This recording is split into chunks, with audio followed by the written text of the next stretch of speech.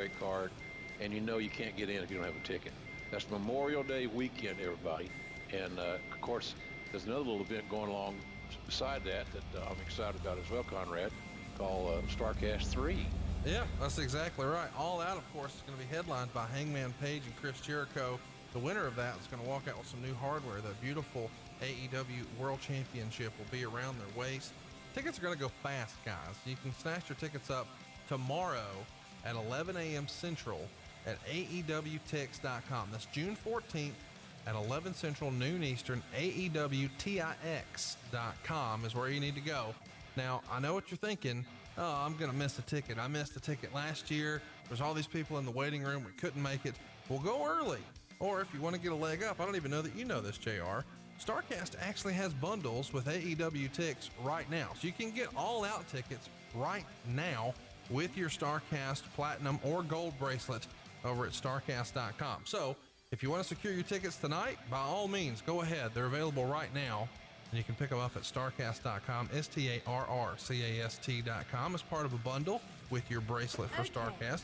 But if you're not in the mood for StarCast, well, shame on you. But you can still pick up your tickets tomorrow at noon Eastern at AEW Tix. That's AEWTix.com. But don't wait.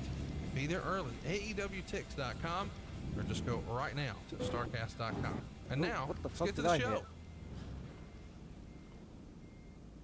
Hey, it's Conrad Thompson, and you're listening to Grillin' JR with the man himself, Mr. Jim Ross. Jim, what's going on, man? How are you? I'm good, man. Couldn't be better. I'm happy to be here with you again. I've still got a fucking thing down somewhere over there. Thank you guys. Somewhere in that general direction. Your loyalty and your support. And I've took the wrong bloody road. Our numbers have been great.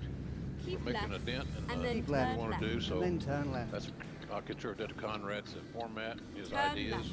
Turn left. Having fun. So, and it's been a unique week. You know, Turn left.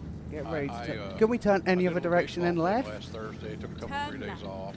Great, turn left. Got home, and then all of a sudden we realized it was the 4-year anniversary of Dusty Rhodes passing away.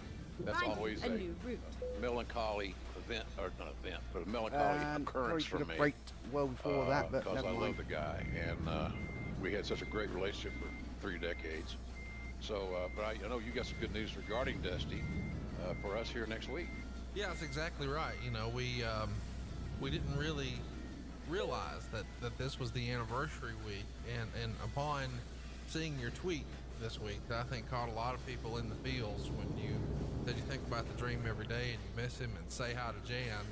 I said, man, we got to call an audible. So next week, instead of covering King of the Ring 94, just letting everyone know, if anyone's commenting on Facebook, Restream is currently broken right now, so I won't be able to see anything that you put. And normally we have a long career path, and we take hopefully it step that by is step. fixed very soon. Just the facts, ma'am. Sort of using the Observer, and we'll certainly do some of that next week. But I really want to just celebrate the good times and talk about the big moments that you guys shared, because you're not somebody who worked with him a little while. You spent decades with the man. Yeah, and we were not only he was so high on my work that I embraced that so much, because Dusty was a guy that would give you positive reinforcement, which was very unusual, and still is to this day. 1, 2, is this working? I guess. You know, compliments are infrequent. Pat on the ass. Monsoon said, "You remember now." All right, let's try that. That should do it. Only Right there. away from a kick in the ass, and that's kind of the wrestling theory. So he was just a joy to work with. So creative. Our production meetings for a big show would last maybe 10 minutes. He'd give me the drift of where he was headed, and then we created it as we saw it. And he was one of my favorite broadcast partners. Was he the very best broadcast partner? Well, I don't say he's the very best, but he was damn sure good for somebody that sat down to do the commentary, Conrad, and he had a zillion things on his mind. He'd booked the card, he'd produced the show, and so him doing commentary was a joy to me. And I go back through my pictures and see a lot of stuff he and I did together. Just brought back so many great memories. And of course, we had our running battles, the second Saturday in October, the Oklahoma-Texas game. But she would always correct me and say, no sooner. It's the Texas OU game. Okay, Dusty, whatever. So anyway, next week will be a fun show. A lot of good memories, beer drinking memories, crying memories, laughing memories. Just a hell of a man. And kind of a John Wayne of wrestling to me. He was always kind of that John Wayne type character to me, and so we'll talk about that next week. It's gonna be a great show. I'm excited about it, and I'll tell you, I'm having a lot of fun with this show. Everywhere I look, people are talking about the new podcast. Even if you start to do a Google search for Jim Ross's name, the podcast is near the top. I found myself at lunch this week, and someone made the approach and said they loved the podcast, and I sort of, out of habit, assumed that they were talking about Bruce Pritchard or Eric Bischoff or maybe even Tony Schiavone, but nope. They told me they've never missed an episode that you and I have done and can't wait till the next one. And it's the talk of the wrestling world. We even got an attaboy from Westwood One that it's outperforming everything else and one of their biggest properties now. And we appreciate you guys' support, and we hope that you'll let all of your friends know about the new format here on Jim Ross's show, Grillin' JR. And we're going to revisit one of the hits, as they say, King of the Ring 1998. We're going to talk about everything that happened on this show, but this has got to be the most, I mean, this is the show where you have a call that's probably the most quoted. I mean, it went viral, as they say. Is this the most notable call you've ever had, you think? Yeah, it's the most memorable because I get asked about it if I'm around wrestling fans, it's inevitable. If you and I were to do a Q&A, we're going to do some Q&As going forward to stage shows, as we've talked about. I promise you there'll be somebody in that audience that'll want to know something about that event in June of 1998. I'm getting ready to board a plane about, I don't know, maybe 6 months ago, going someplace, and I'm in the priority line, American priority line, and pre-board, and this guy and his son's probably 12, 13, they're standing right behind me. And the dad is immediately behind me. And so he gets real close to me, right? And he says, I hear him, he's whispering. I think for a second he's talking to his kid, but he's talking to me. And he says, as God is my witness, he's broken in half. Nice. So he commences to quoting all these things I said during that match of Foley and Undertaker at Hell in a Cell at the King of the Ring 98. And so finally he said something else, and I didn't. The kid kind of flew out of my mind, and I turned around. I was getting ready to turn around the guy. I said, "Okay, buddy, look, I know you're a fan. I appreciate it very much, but you whispering in my ear don't look good." And so I was going to tell him that. And so I turned around, and the kid was not as starstruck as his dad, to be honest with you. But he said, JR, we're sorry. Apologize for the old man who's just sitting there with his mouth open. Dad, JR, we're sorry. My dad does this all the time at home. He quotes that match every day in some shape, form, or fashion, and my mom hates it. I said, well, your mom's got good taste. So anyway, you never know where you're going to hear it. Right. And there's a friend of mine is the starting left tackle he's the right tackle or left tackle for the Baltimore Ravens, Orlando Brown. And Orlando played here at OU, coached by Coach Bill Beatonbow, the great line coach, who's my neighbor here in Norman. And Orlando wanted some T-shirts because there's a T-shirt out at Pro Wrestling Tees that says all those quotes are on there. And I think one of them was, they killed him or something like that. He wanted to wear. He got 3 or 4 of those shirts to wear under his shoulder pads. But that's kind of the damn match, and the quotes kind of go beyond just the wrestling world. It just picked up, and I know a lot of guys that I've met guys at ESPN, Fox Sports that will quote them, and they're big timers type thing. So it just happened that those calls stuck, and it was without a doubt the most memorable night that I maybe have ever had in one match that did not involve a tragedy. It was a near tragedy, and Mick Foley dodged the bullet. Quite frankly, we all did. But it's the most quoted thing that I recall in my career ever. Well, something we hope you don't recall is the last time you had insects inside your house flying around, ruining your summer. I mean, that's more annoying than insects. I thought he said insects. I was like, what the fuck? Bit of a weird thing to say on a fucking podcast. Who knows where they were last? Before they landed on your barbecue, they could have been, well, anywhere. We want to thank our sponsors over Oh at my lord, just Dynatrap. turned around, See, boom, there's Dynatrap like is the 12 people leading here. Hello. manufacturer of outdoor mosquito and insect traps, and now they've come up with a solution for indoor pests, the Dynatrap Fly Light. You see, the Dynatrap Fly Light works day and night to attract and trap flies, fruit flies, mosquitoes, and other pesky insects, and I've got to say, it really works. Forget those disgusting fly strips. The Dyna Fly Light looks like a subtle night light that plugs into any indoor outlet. And trust me, I've been using the Dynatrap Fly Light for months now, and it's insane the number of insects it's caught that would otherwise be buzzing around my house. Get yours right now at Dynatrap.com. That's DYNATRAP.com, and enter the promo code JR to receive 15% off of any of their products. And Dynatrap is the safe, silent, and simple solution to household insect control. And this is something that I know you're using right now too, JR, and you're loving it. Yeah, I am. I built that outdoor kitchen last year here at my house, and it's a fixture out there. You got to deal with it. You can't get rid of them.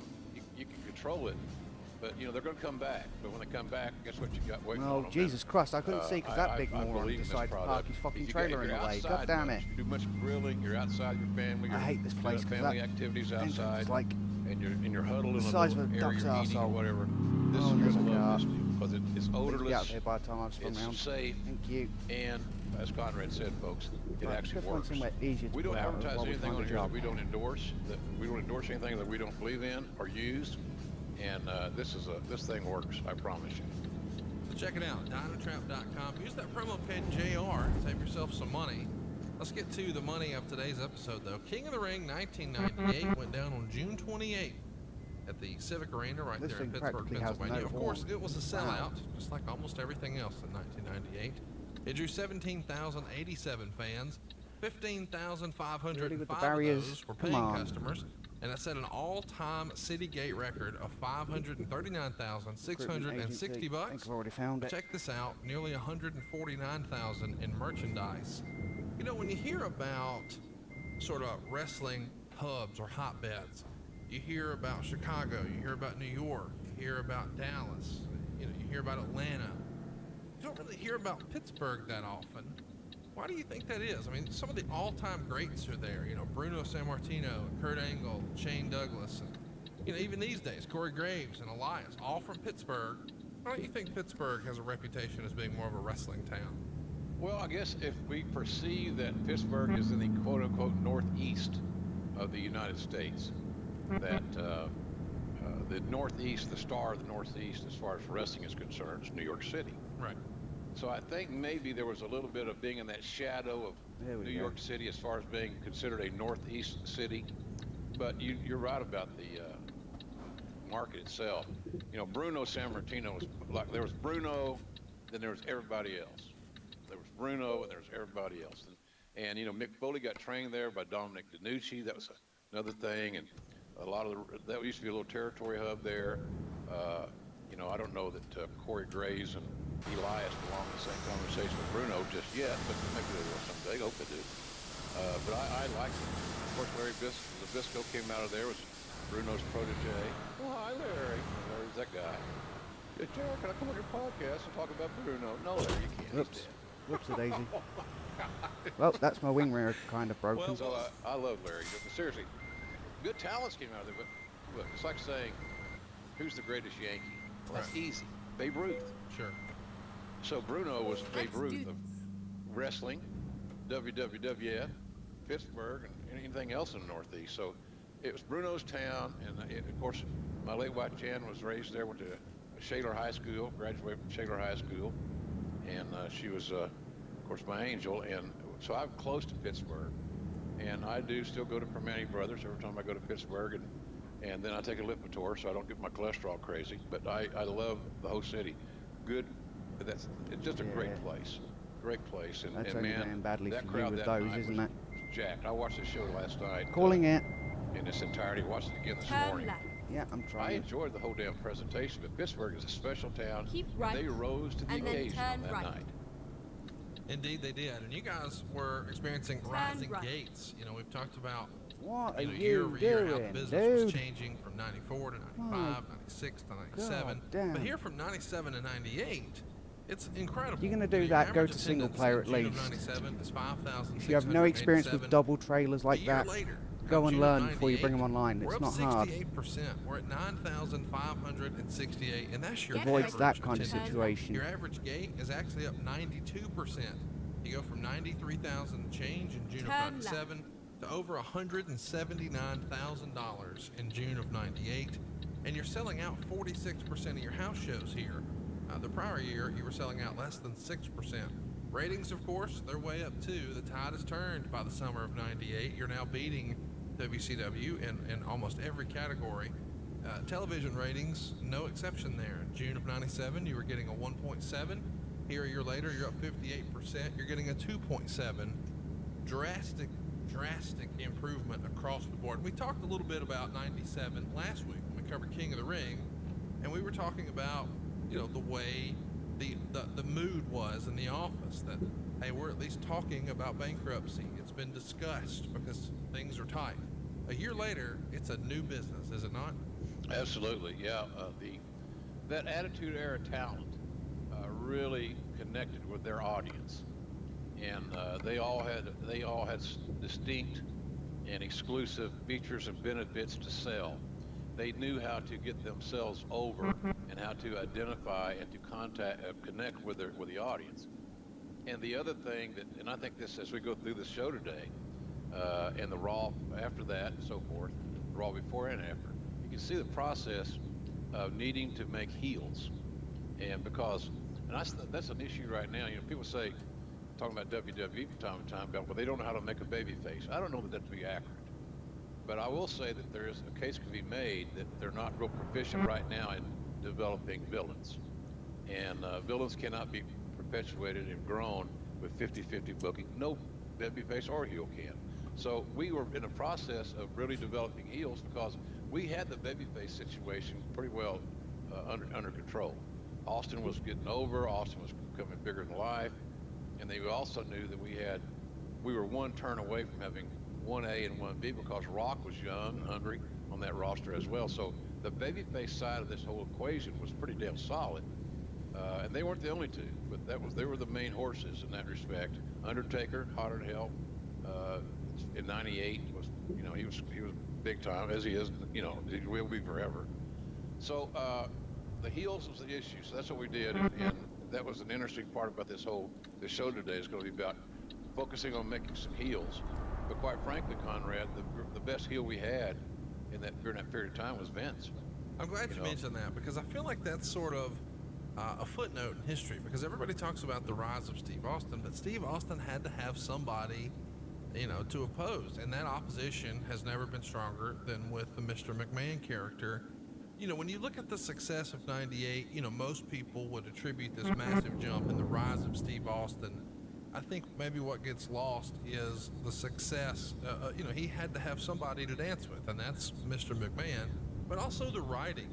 And it was a combination of you had this super baby face because you had this super heel, and the writing was perfect. It was exactly what the fans wanted at the time. Do you think we'll ever see that? I mean, everything clicking on all cylinders with the top program, because that really lifted the whole company, the McMahon-Austin feud, did it not? Absolutely, and it eventually led to the company going public. The success of Stone Cold, The Rock, the whole crew, getting over, all being very, very competitive with each other. The locker room was not a martial law environment, but it was a very competitive environment. And it also was a situation where the top guys had no issues conversing with the boss. And I don't know how that plays out today in their company, but you know, oh my the boss, God, lag, Jesus Christ! Everybody else does a lot of work, and everybody else works hard, but Vince is always going to be the guy until he's no longer with us, God forbid. But that's the whole deal. That crew, starting with Taker and Austin, all those guys, Go straight on. I need to turn left here, you dumb fucking. He'll say everybody's got an open door to him, and I think that's pretty much true. And females are meant to be the better drivers. You're telling me to go straight on into fucking trees, you halfwit. They can openly communicate. Remember, see the old man? Converse, don't confront. And that's kind of what those guys figured out. And so a lot of this creativity And then not the continue creative straight guys, on. but a lot of the creativity was the talents themselves Go coming up straight with on. ideas to help perpetuate their persona because See, nobody this time knew I can go their straight on persona because there's better nothing than in my they path. did. So it was really a unique thing. But Vince will never. You should always get major credit, major props for this, for the Attitude Era success, and then obviously leading WWE as an administrator and owner, and then as a top heel to becoming a public company and $160 million Keep IPO. left. And then Talk to me a continue little bit straight about on. Vince Russo. We haven't spent a lot of time talking about him here on the show, but I'd be remiss The less if time we you spend didn't talking about the guy, the better. you know, perhaps his influence was a critical part of the ingredient, because when I tried to put over the writing, you pivoted a little bit back to, well, it was the talent too. Was it Russo Keep right, who and forged a then turn relationship right. with some of these guys, and that's what made the writing better? Or was it going to happen Turn right. with or without Russo? No, I think Russo had a big part to play in that whole era, you know, and for where we wanted to go, be more bold, to have that attitude, to be a TV 14 product, which is a big change in the climate in WWE. You needed special, you know, a special group of people with unique personalities to get that done, and he did that. And then Russo, turn left. that was him. He was a big fan of Howard Stern, the outrageous, over the top, Turn left. you know, overzealous stuff at time to time. And Vince McMahon was the guy that reeled Russo back in to give him some, you know, put a bit in his mouth a little bit. But he pretty much let him go. But Russo was smart enough to know that you're not going to get all these ideas that you have in your head through the court system here if you don't have the judge in your pocket, which is Vince, and the key witnesses testifying for you, meaning the talent. So he listened to the talent. That's smart for him. And I think Russo got in trouble more seemingly. I don't know, because I didn't work with him past WWE. He got more trouble when he started being a little bit more autonomous and didn't have that filter, and maybe he didn't have the same rapport with talents. What's up, everybody watching right now? If you're watching on Facebook or D Live, unfortunately I can't see your comments because Restream is very, very broken recently. Creativity during that era. So if there is anybody there chatting away, I am sorry, but I can't actually see your comments. I am streaming on Twitch, however, under Spoopy Anon. That's spelled AN0M. It doesn't make me right. It just makes us have a different opinion. But he was a key cog in that whole scenario.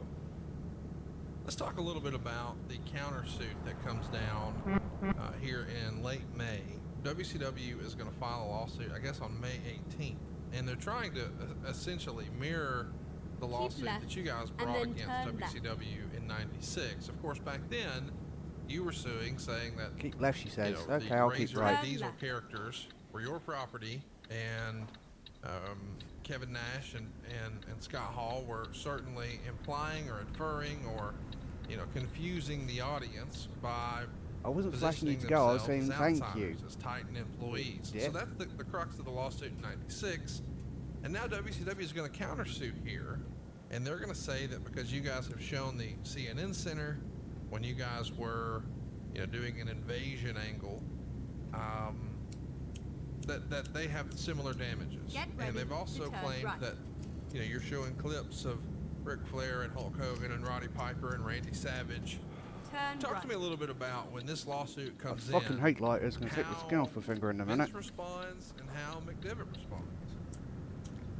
Well, the key thing there, you mentioned Jerry McDevitt, another Pittsburgh guy. Ironically, we're talking about King of the Ring '98 in Pittsburgh. We have McDevitt and they didn't. That's a big difference. That's a big leg up for the WWE and Vince. I looked at that suit essentially as a nuisance suit, Conrad. Right.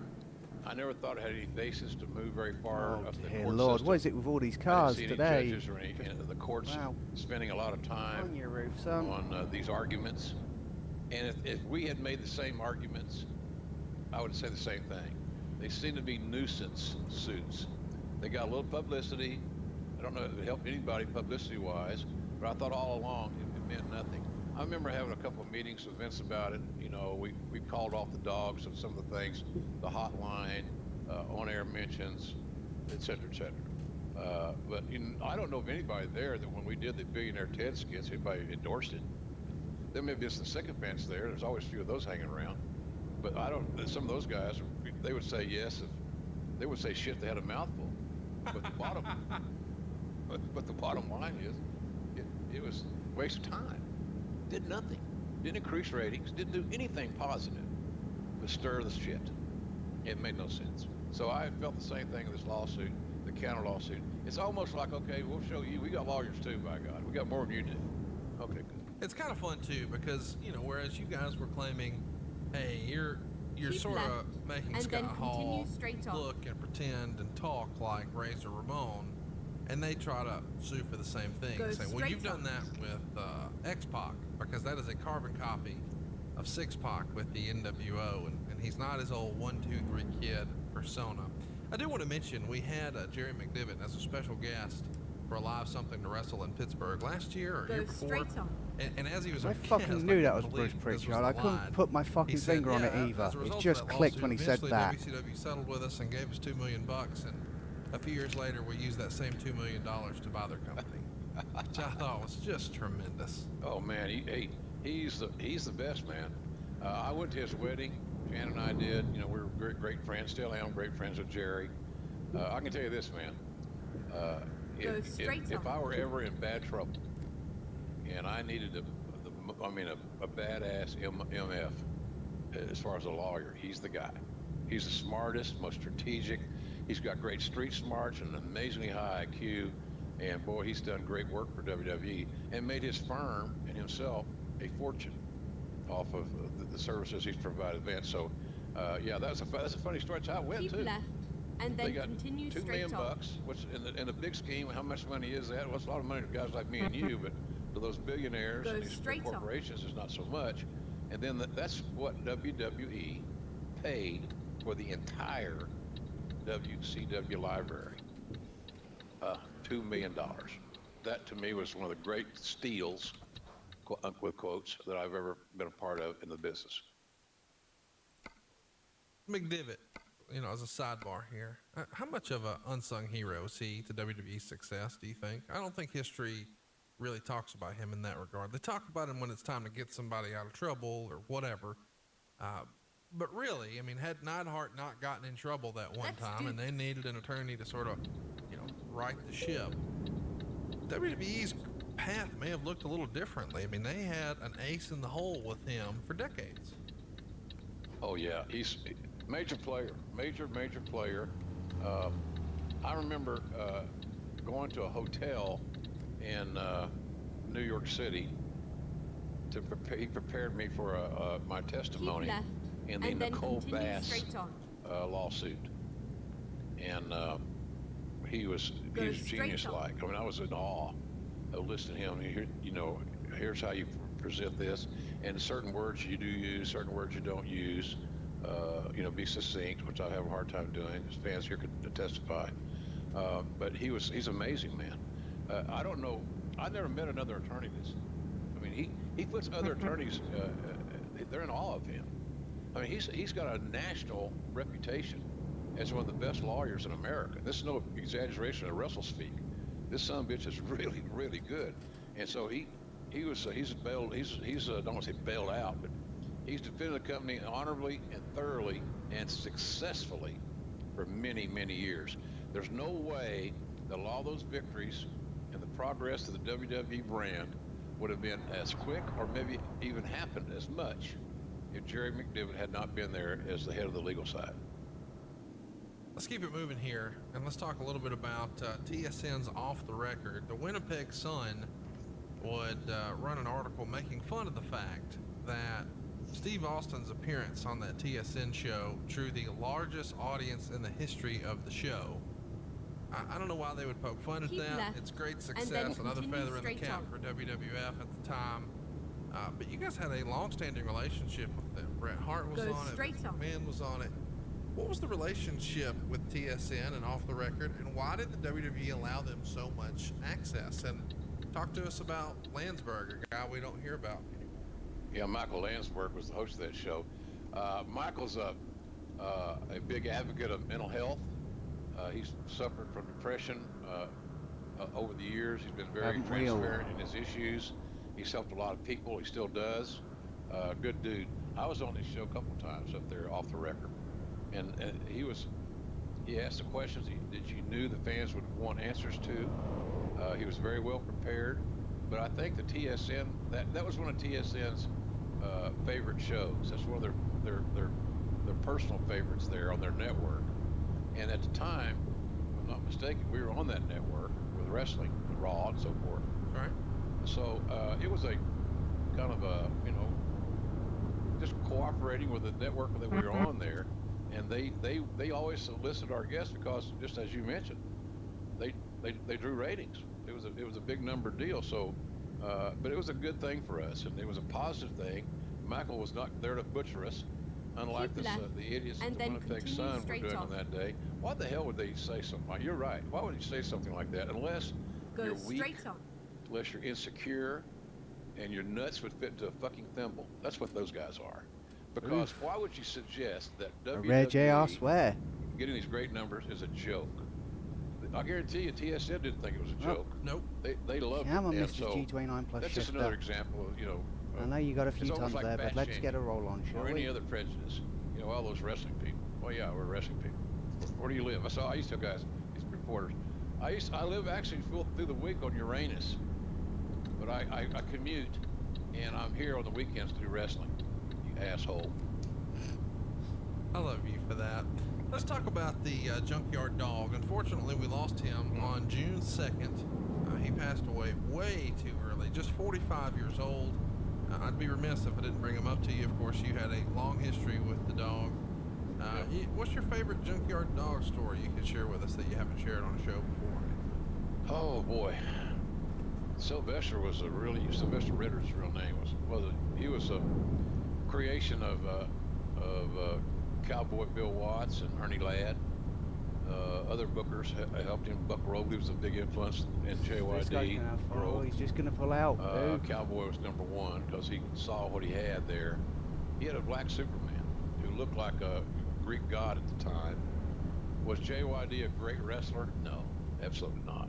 But he had unlimited charisma, and he could sell tickets on the mic. His verbal skills were basic, straightforward, but he spoke with such conviction, the sparkle in his eye, that you couldn't help but not believe he was telling you the truth. If he said, "I'm coming to New Orleans to whip Butch Reed's ass," you better believe he's serious about coming to New Orleans to whip Butch Reed's ass. I used to travel a lot with Pee Wee Anderson. So Pee Wee Anderson, as I mentioned, was JYD's driver, and basically he was JYD's babysitter. Sylvester, toward his latter days at Mid-South, had little drug issues, like the cocaine. Didn't do that much drinking. He liked the drugs, and then he liked to smoke weed. Now, I'm not going to knock a guy for smoking the weed, but you don't need sure as hell don't need to go down that cocaine trail.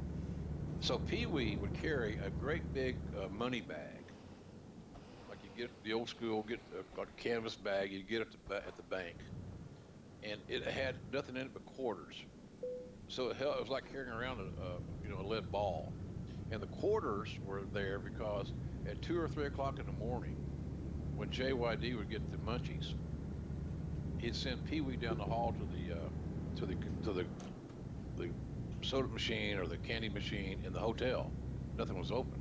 It ain't like today where you can call Uber Eats and it'll bring your stuff over to you. Not that way. So that was the deal. Pee Wee always carried that great big bag, and I know Cowboy found out about it. And so he got on Pee Wee's ass. He said, you can't be feeding him Hershey's chocolate and all this other stuff at 3 o'clock in the morning. He's getting fat, and he's getting out of shape, and he was, but he had more charisma. There was a situation, Conrad, down there in New Orleans, the Times-Picayune, the daily paper there. They ran a contest many, many years ago, the most famous athlete in Louisiana. And it came down to, everybody thought it was going to come down to Pistol Pete Maravich, great basketball player who played at LSU and in the NBA for years. Right.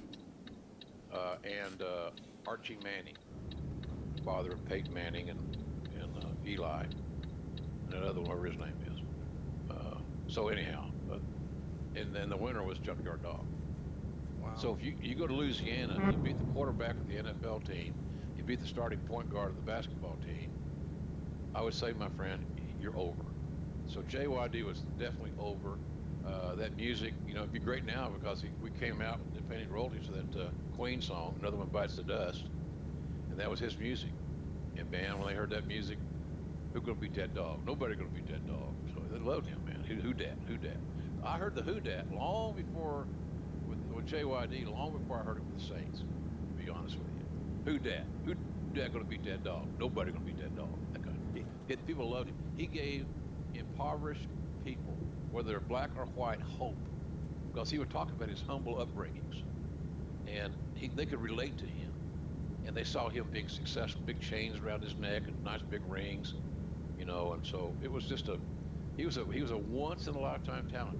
I don't think there's ever been an African American talent on his level before or since. At one time, he was as hot as anybody, and I can tell you that he was printing money when he went to WWF. He had the first African American action figure, as I recall. Wow! And it sold like crazy. So it's just a shame, man, that he died with hardly anything. He fell asleep, either coming home or going to his daughter's graduation. Keep left. And when JYD was inducted into the WWE Hall of Fame, I made sure that we reached out to his daughter, and we had to get police and detectives and stuff like that to find her, because she was really off the grid. She wasn't, a wrestling, she wasn't trying to get into business or anything. Right. But he had royalties coming. His royalties. That's one thing about the WWE. The royalty program's pretty damn solid, and so he had monies. There were monies there accrued for JYD that went to his next of kin, which would be his daughter. So she was there when he went in the Hall of Fame. But he was a classic dude, man. Great heart, not a malicious bone in his body, really not. But he was his own worst enemy, and but he was a lovable guy. He really was. But I tell you, Conrad, I've been around a lot of guys, Austins and Rocks and Takers and Dusty Rhodes, Ric Flairs. At one point in time, there was nobody more over with his fan base than Junkyard Dog. Nobody. Let's keep it moving here, and let's talk a little bit about the June 5th show at Madison Square Garden. On top, it's Steve Austin and The Undertaker teaming up to take on Kane and Mankind. It's, of course, a sellout. 19,506 fans, 16,814 of them were paying $391,575. The reason I mention this is it's the largest gate ever in the United States for a WWF event that wasn't a pay-per-view. So bigger than any house show, bigger than any television taping, the biggest non-pay-per-view show ever in history. That's something else, especially when you consider you're just 1 year away from possible bankruptcy discussions. Yeah, it was a hit. Well, guys got over. I remember putting that card together with Vince, and I can tell you this: Austin and Taker, to a lesser degree, if I recall, neither liked being in tags.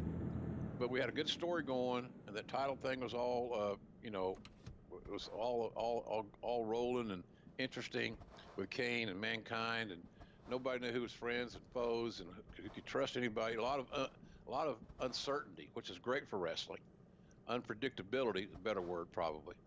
But four of our top guys, and they were all over, and getting Mick Foley and Kane over was a bonus, because Mick was, as I said before, we were lucky to hire him because Vince didn't want him there until he wanted to see how I could understand how it was to get my heart broken, which never happened, by the way. Not at least not for that. And Mick paired up with Kane very well. It was a good thing, man, and it was. Hey, the WWE's not even selling at the Garden now, as I understand it. I might be wrong, but I heard the holidays they didn't sell it out. That's almost a layup. So these guys are over, and that's why I say when I hear about some of these talents talking about how great they are, why don't you go sell some tickets before you? Because just because you're making a lot of money doesn't mean you're drawing it. Right. Some people get paid a salary basically to make sure they don't leave. But have they really sold the tickets to merit that salary? I question that.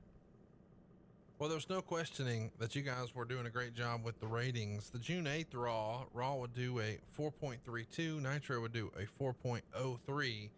Let's talk about that Raw, though. There was something on this show that really stuck out to me. You've got George Martin from the New York Giants and Darnell Autry from the Chicago Bears, and they're here to present Mr. McMahon with the Humanitarian of the Year award when Austin shows up with a black tie and jeans, but no shirt or jacket. And Martin claims that he's representing the Minority Athletes Network and says McMahon gave less money than he promised and his check bounced twice.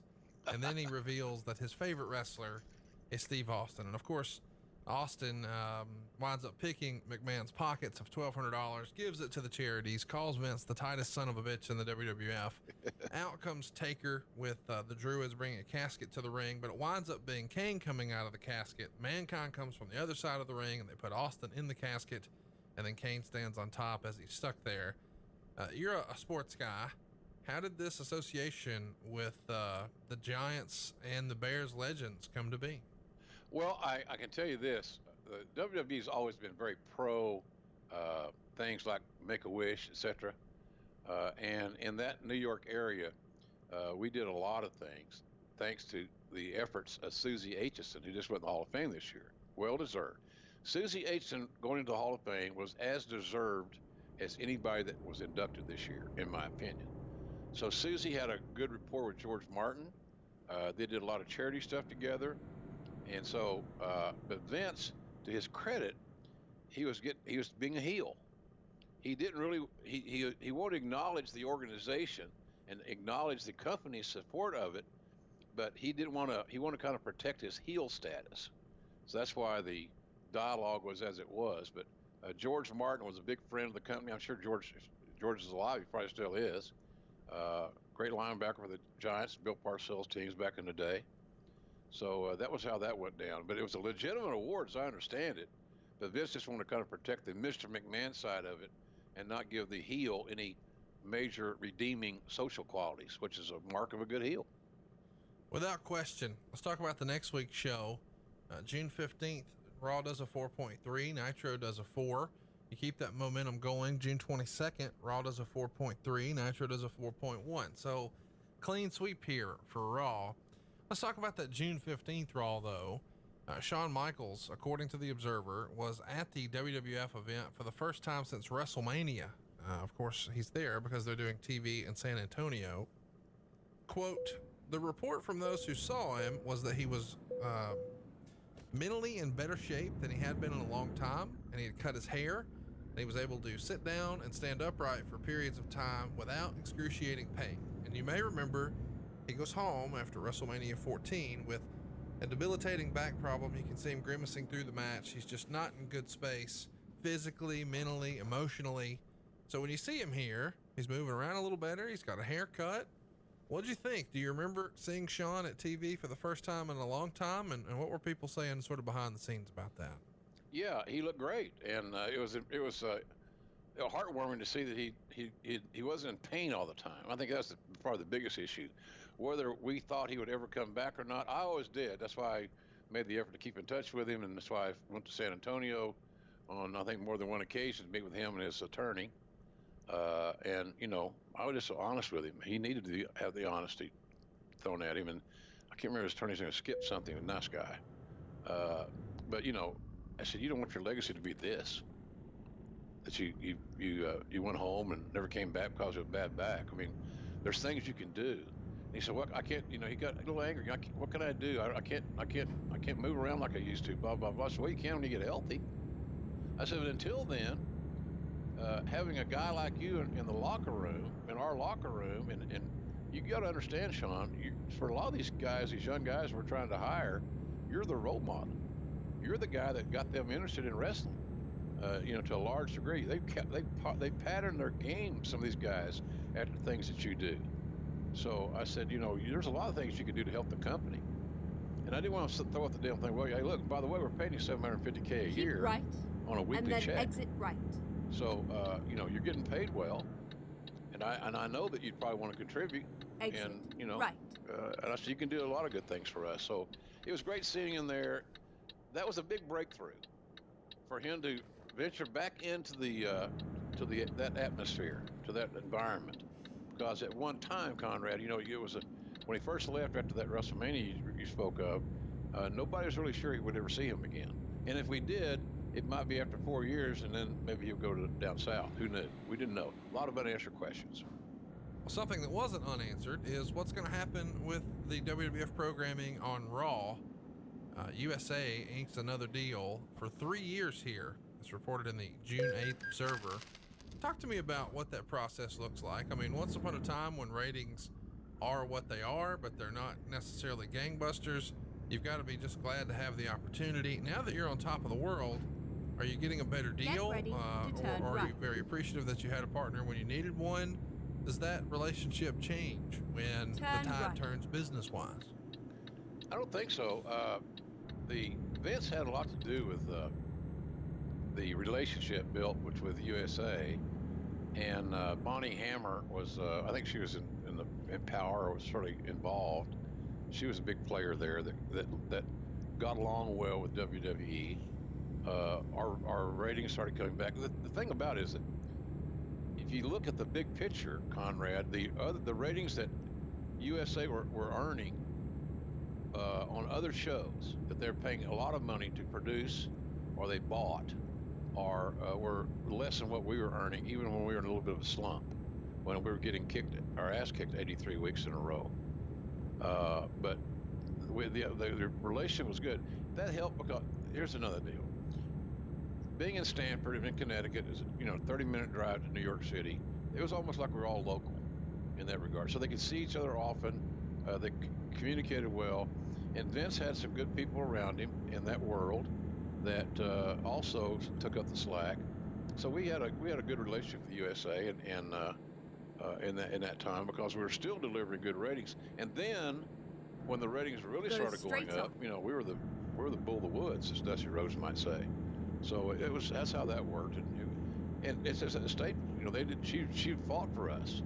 She fought for us big time to keep us on Monday nights, keep us in prime time. And so it was a real good, positive, win-win business relationship, which seemingly are few and far between nowadays, but that's what you always look for. One of the things I wanted to ask about when I started to do this research is something that happened very briefly called pay per listen. Meltzer would report the WWF pay per listen for the Over the Edge blew out the circuits because so many people ordered it at the last minute. So everyone who ordered that show will now be given the King of the Ring broadcast for free. It's still sort of the infancy of the internet, but talk to me a little bit about pay per listen, when you first heard about it, what Vince thought about it, just what you remember about it, because it does feel like something that is very 1998. Yeah, and when I saw our format and I started trying to think about this, honestly, I have very little memory of it because we must have tried it once or twice, if that. We did try to do Radio WWF at one time, and it just needed a good syndicator, and we didn't have that, so the infrastructure wasn't there.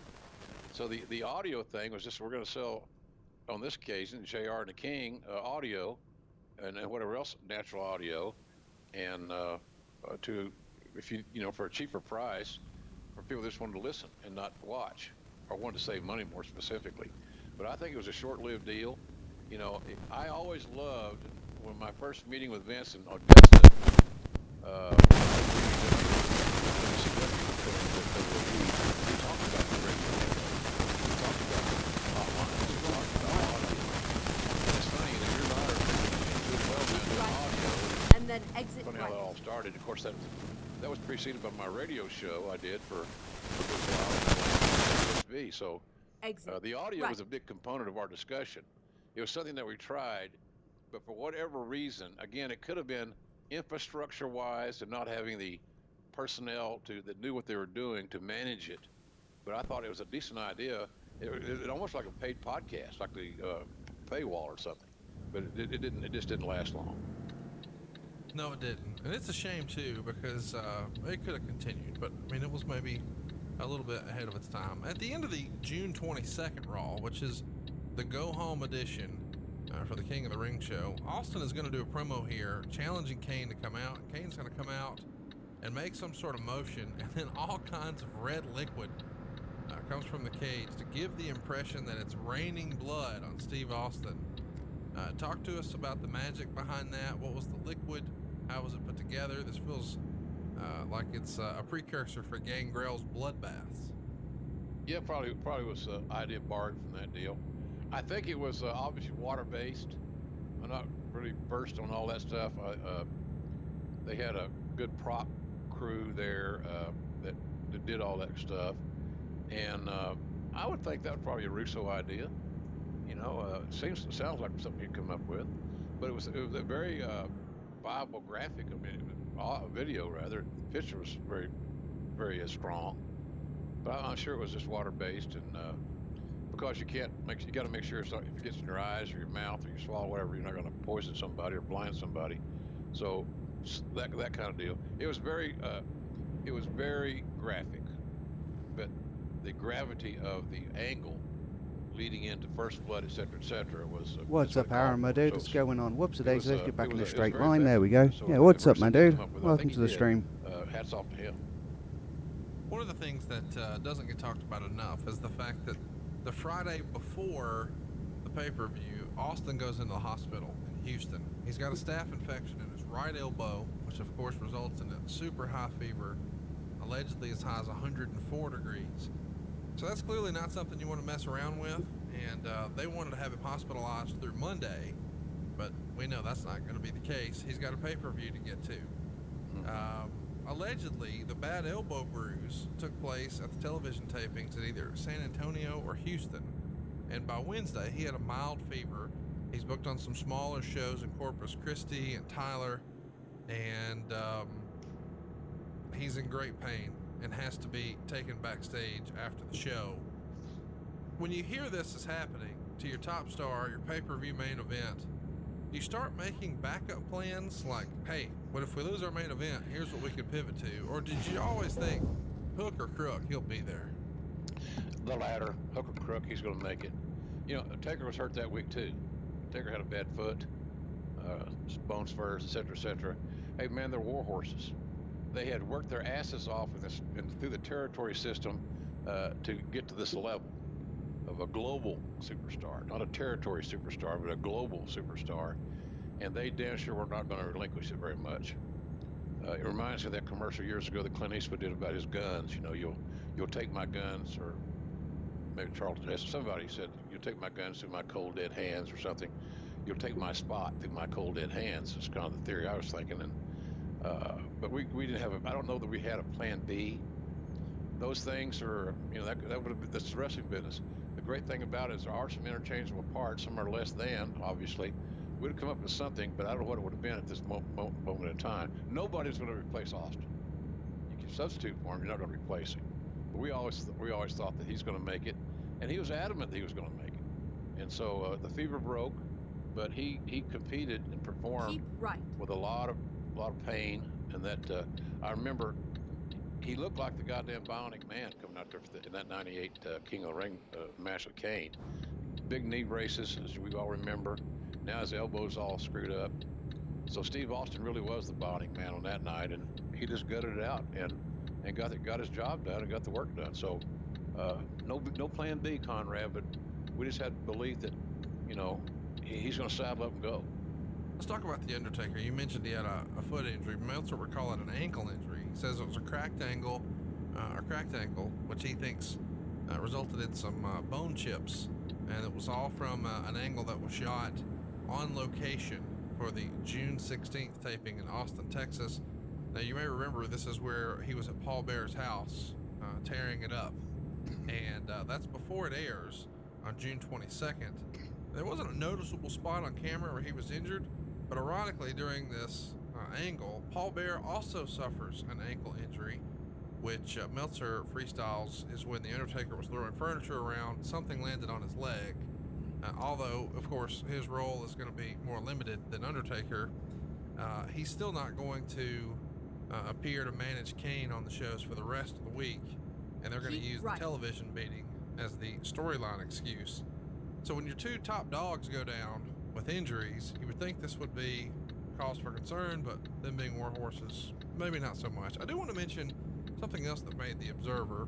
That's right. There have been some reports going around, including some fairly significant press in Japan, about the World Wrestling Federation being interested in buying the Minnesota Vikings.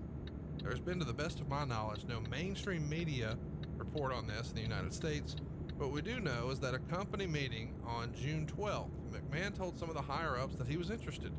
One would think the Vikings, since they would go for a few $100 million, would be way out of McMahon's league, although McMahon could head up a group of investors.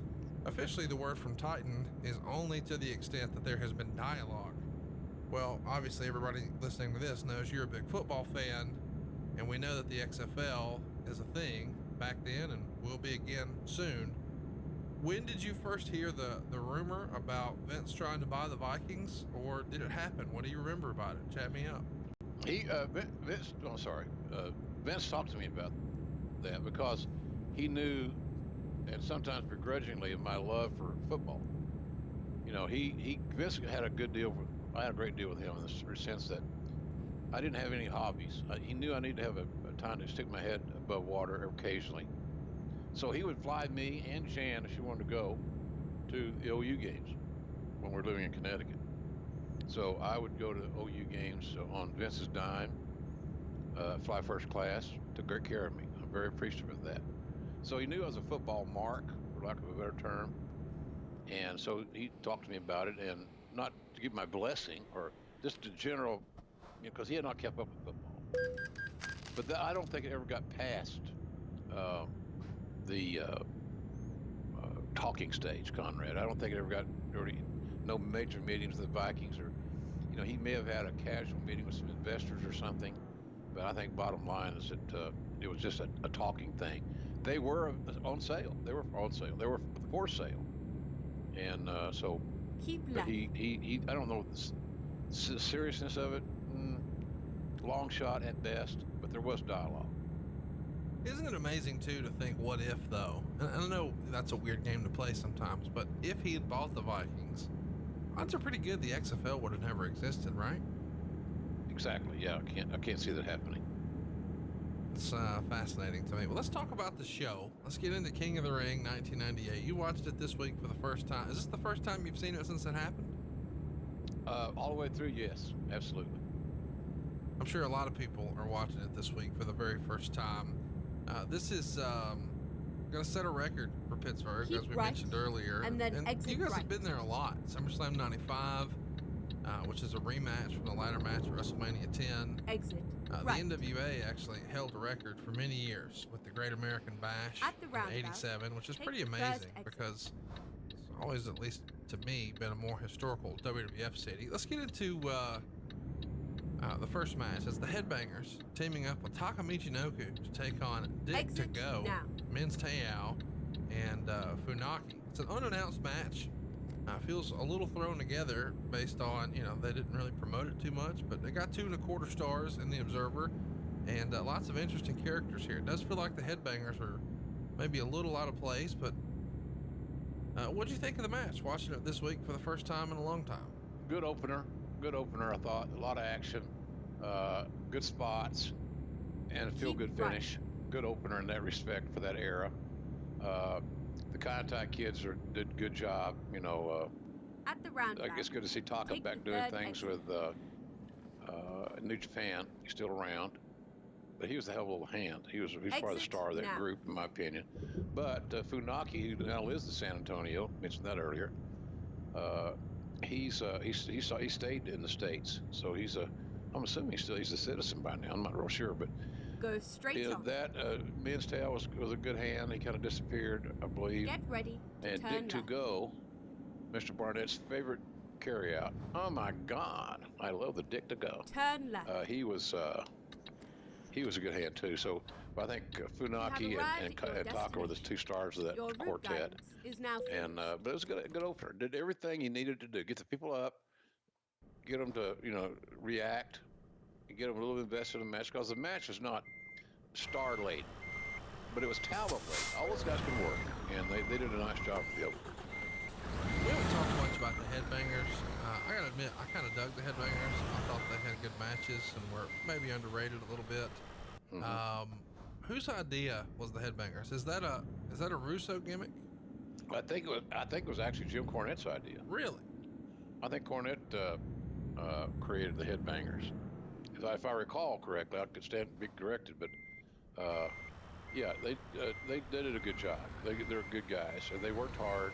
Glenn Ruth, Chaz Warrington, reliable. You know, talk about reliability.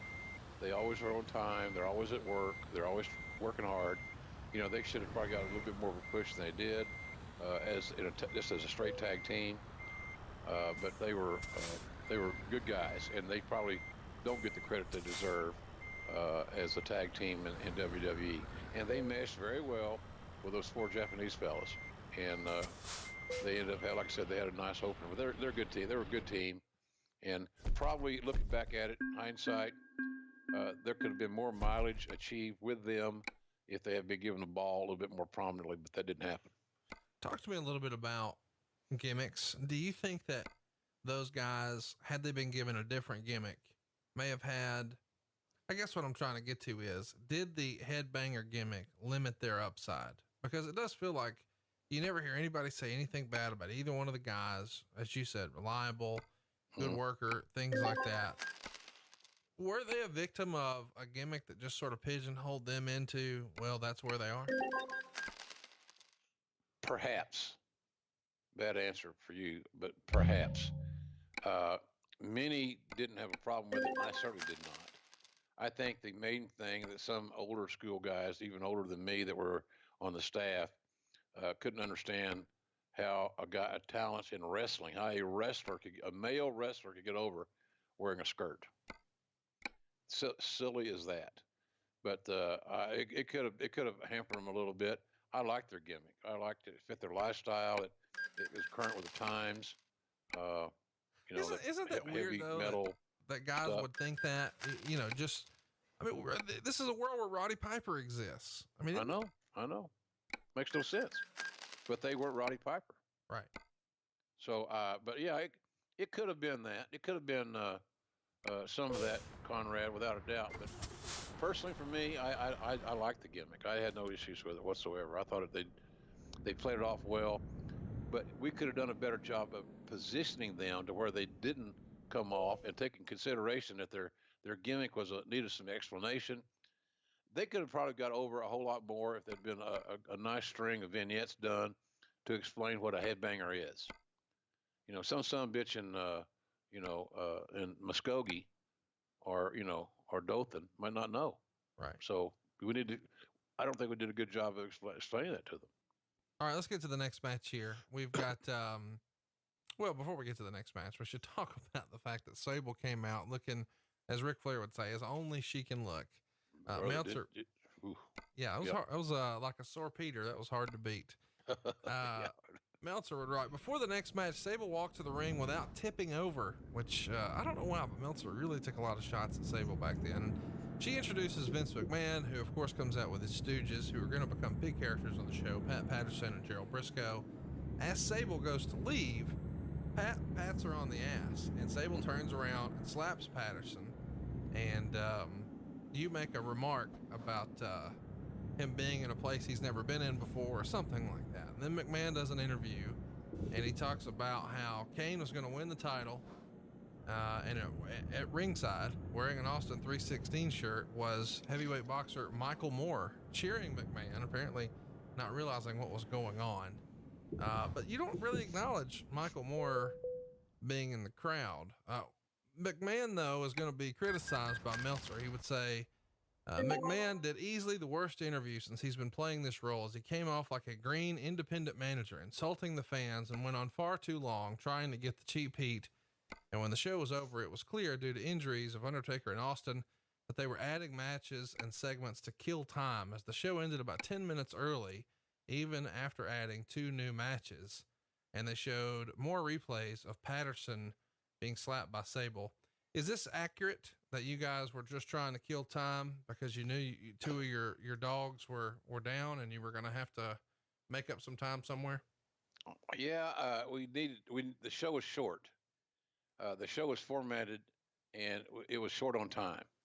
No matter if we added or not added, it was short on time. So, and the other thing is that we weren't sure how long Steve could work in the main event because of his staph infection. Had no idea. And of course, then you got Taker's situation. We got him in a Hell in a Cell match with a bad foot, ankle, whatever. So, but the show overall was underwritten in that regard. So a couple of matches were added, and they weren't like they were just bullshit matches. They were good matches. So, the matches that were added were solid matches, but the show was underwritten, and we had to cover our bets a little bit, hedge our bets, with Steve and Taker both being banged up. So that's where that was. I think Vince's promo. I listened to it again. Like I said, yesterday and today. He might have tried too hard to get personal with the audience. It might have been that he was trying too hard to generate some heat, which he felt like he needed. And I can't disagree with that. You can't get too much heat as a rule. Can, but very rarely. And he was being a villain. But I think he might have tried too hard on that one. And there's where he could have had a filter and said, Vince, I don't think you need to say this, or you already made that point twice, or whatever. I don't know if this is his worst interview. It's all subjective anyway, and Meltzer's got his own opinions, and he has a right to them. I wasn't turned off after go back and hearing it again the last couple of days by any stretch. What I suggest folks do when they hear our show, go watch it. Right. You make the call. That's easy. And you got an opinion too. And your opinion, folks, is just as valid as Conrad's or mine and even Dave Meltzer. That's fair to say. I think a lot of times people get caught up on, what they read or what they hear, and that becomes the gospel. But so much of this is just sort of your opinion, right? Yeah, that's all. It's a take. If you and I are driving down the road and somebody says, somebody's riding with us, or we got a driver in an Uber and we're drinking. Hey, what, you boys football fans? Yeah, we sure are. Who's the best college football program in America? They say it's, well, that'd be Alabama, Oklahoma. Well, it's some team that ends with a vowel. Right. You can say that. We'd agree on that, but it's an opinion. Right. But that's kind of what Meltzer does for a living. He provides a seasoned, expert opinion, a take on the business. So, but I wasn't offended by the interview whatsoever, because the thing with Patterson, Briscoe's animation, being animated, it was always entertaining as hell to me. And then when Pat hit Sable on the backside, let me tell you something. I did hear before the show that she was instructed because she didn't know how to work. She didn't know how to throw a punch. Right. She didn't know how to do a slap. So she slapped the ever-loving shit out of Patterson. And it popped. And so, and to me, of course, Misery Loves Company. I also like America's Funniest Videos to watch fat women slip on ice, but that's me. I'm sadistic. I thought it was just hilarious. So I think that little interaction with Patterson and Sable on the exit, if anything, if you thought the interview was bad with Vince, that kind of salvaged that segment a little bit to me. No, I wouldn't disagree. I think that's what people remember. But what you may remember most about this show is I believe this is the show where Pat found out that his longtime partner, Louis, passed away from a heart attack. And Louis was a staple with the company for a long time. And obviously, being Pat's partner, you were probably pretty familiar and friendly with Louis. What can you tell us about Louis, and then how you guys got this unfortunate news? I actually think Louis passed away just a few days before this, Conrad, I believe, because I want to say it seems like we were in Maryland, at one of the little towns in Maryland doing TV. But nonetheless, you're right about the basic timeline. Louis was a barber, hairstylist, but he had a real successful barber shop in San Francisco. And he and Pat lived in San Francisco for, Pat worked that territory for Roy Shire for, well over a decade, probably 15 years. But Louis because he was Pat's significant other, Louis had a great mind for wrestling. Louis was a sharp guy, and he understood the business. He understood all the little nuances because Pat would share that with him. And then of course the phone would ring, and I remember it was always some agent calling. We'd be sitting around having a drink or eating. I was there at their house at least 1 or 2 days a week.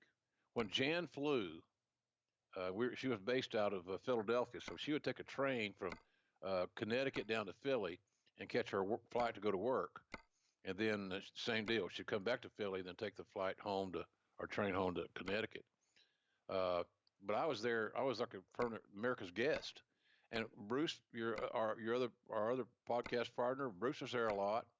But Bruce was married, and he's home like a husband should be more often than not. And I was not. I was married, but my wife was gone. So I really enjoyed being around Louis. Great cook. He made this great chimichurri sauce for the stuff, great spaghetti sauce. And I remember Jan loved their dog, Buddy. They had a big old kind of a mixed breed, like a German Shepherd and something else, big dog. And Buddy loved Jan, and Jan loved Buddy.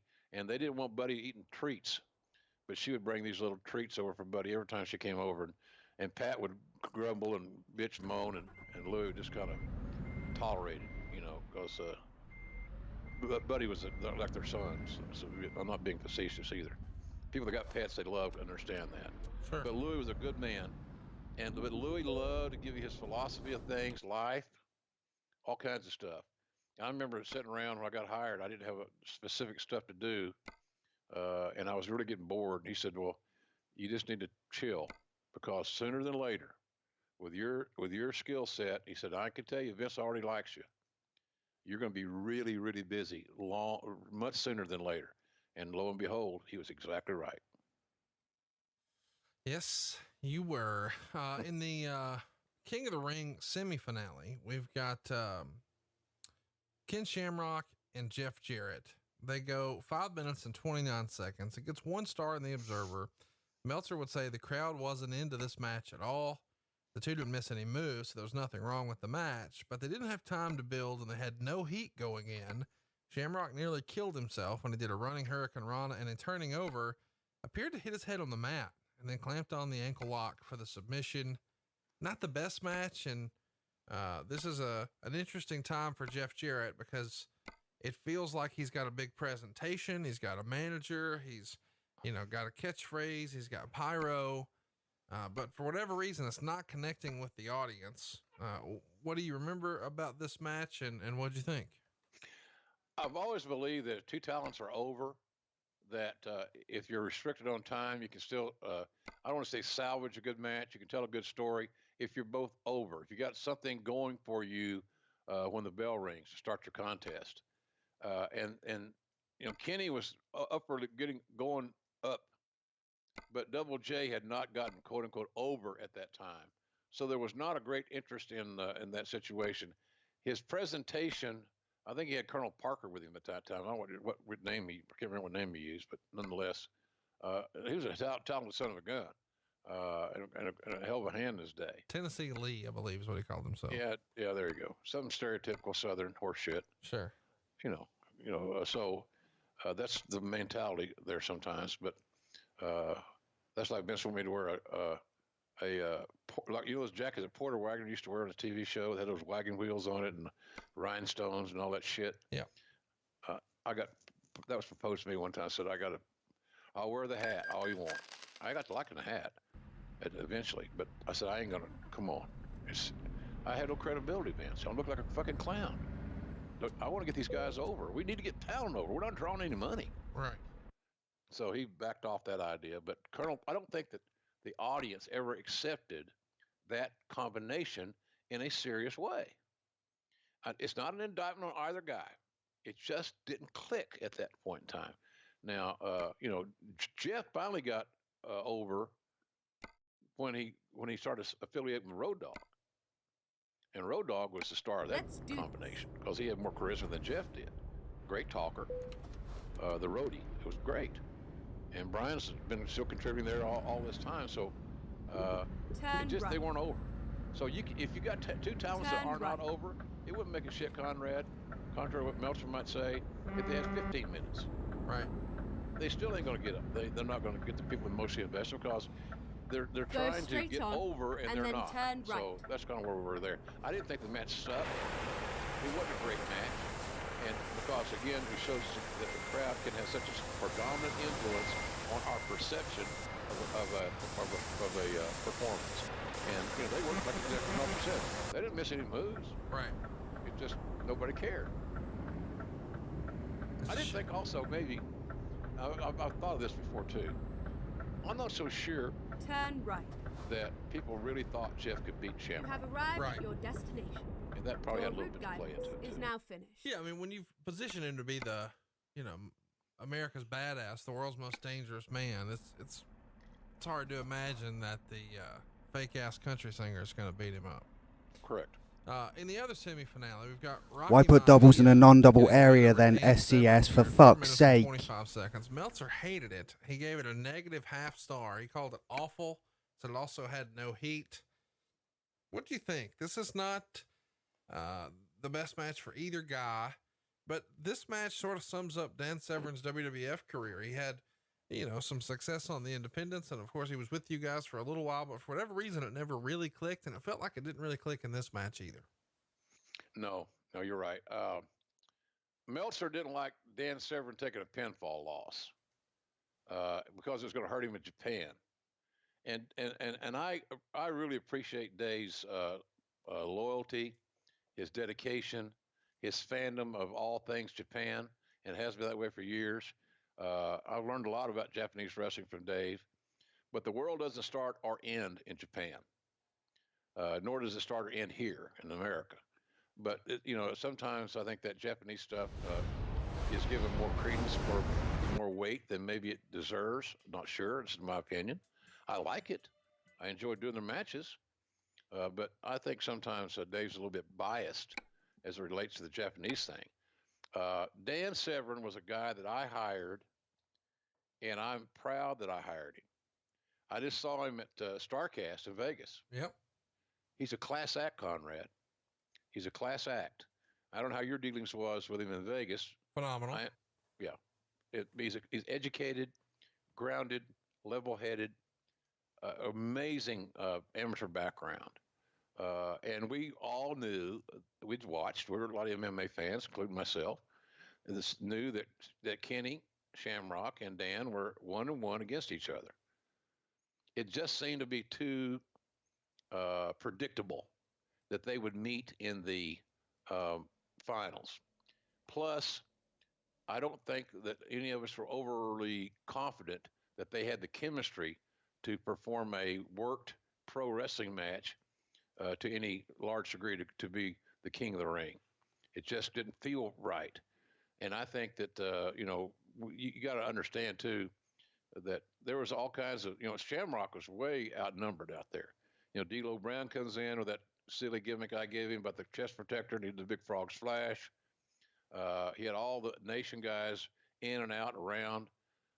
And by the way, he did the honors for The Rock. So, and of course, he wasn't The Rock then. He was Rocky Maivia, but the same guy. Right. So I don't think it, and then Meltzer thought that, well, this really ruined his career internationally. Danny Severn, to my knowledge, has still been booked since then. A lot. A lot, yeah. So apparently it didn't ruin his career, as was written there, but that's kind of what we went with, and we knew what we wanted in the finals. Anytime you see a tournament book, folks, the way pro wrestling tournaments are booked, you go to the finals, and you might even say you go to the winner. Who do you want to win the tournament? And then how do you work it backwards? You work it all the way back to the very first match of the tournament. And we wanted Shamrock and The Rock to be in the finals. They had a little issue on TV that had some history, and they had good chemistry. They like working with each other. Kenny had no issue selling for The Rock because, he admired The Rock's athleticism, et cetera, et cetera. And, of course, The Rock had no fear of nothing, and he could make anybody look good more often than not. So we knew that was our final. And unfortunately, Kenny didn't have a place in that, but he's a class act. Kenny never had the overwhelming television charisma that the audience demands more often than not. But boy, as a human being, we never had a guy in our locker room that was a better human being than Dan Severn. Let's go to the next match. I guess we should mention that Shamrock had to beat Mark Henry and Kama to get here. Jeff Jarrett had to beat Farouk and Mark Marrow to get here. The Rock had to beat Vader and Triple H to get here. Severn had to beat D'Lo and Owen Hart to get here. So that's sort of the background of how we got here. I do want to mention that Dan Severn did an interview on the internet around this time, and when he was asked if there was more than a professional rivalry between himself and Ken Shamrock, he said something like, he doesn't like anyone who isn't natural. And he went on to say, let's just say he doesn't get his body by just working out. But then again, most of the bigger guys in wrestling didn't. And when he brought up about Shamrock admitting to doing things in the past, Severin said something like, I don't know if it's so much in the past. So he's sort of tongue in cheek saying, hey, he's on steroids, guys. Does that make its way to the office? What do you guys think about Severin doing an interview like that?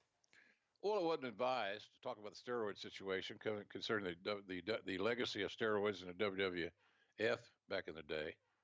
But you know, he expressed his opinion, and we thought, well, you know, it's probably just going to add more fuel to the fire when they do finally work, because that was the plan coming in when we hired. When we both got it, we got them both hired.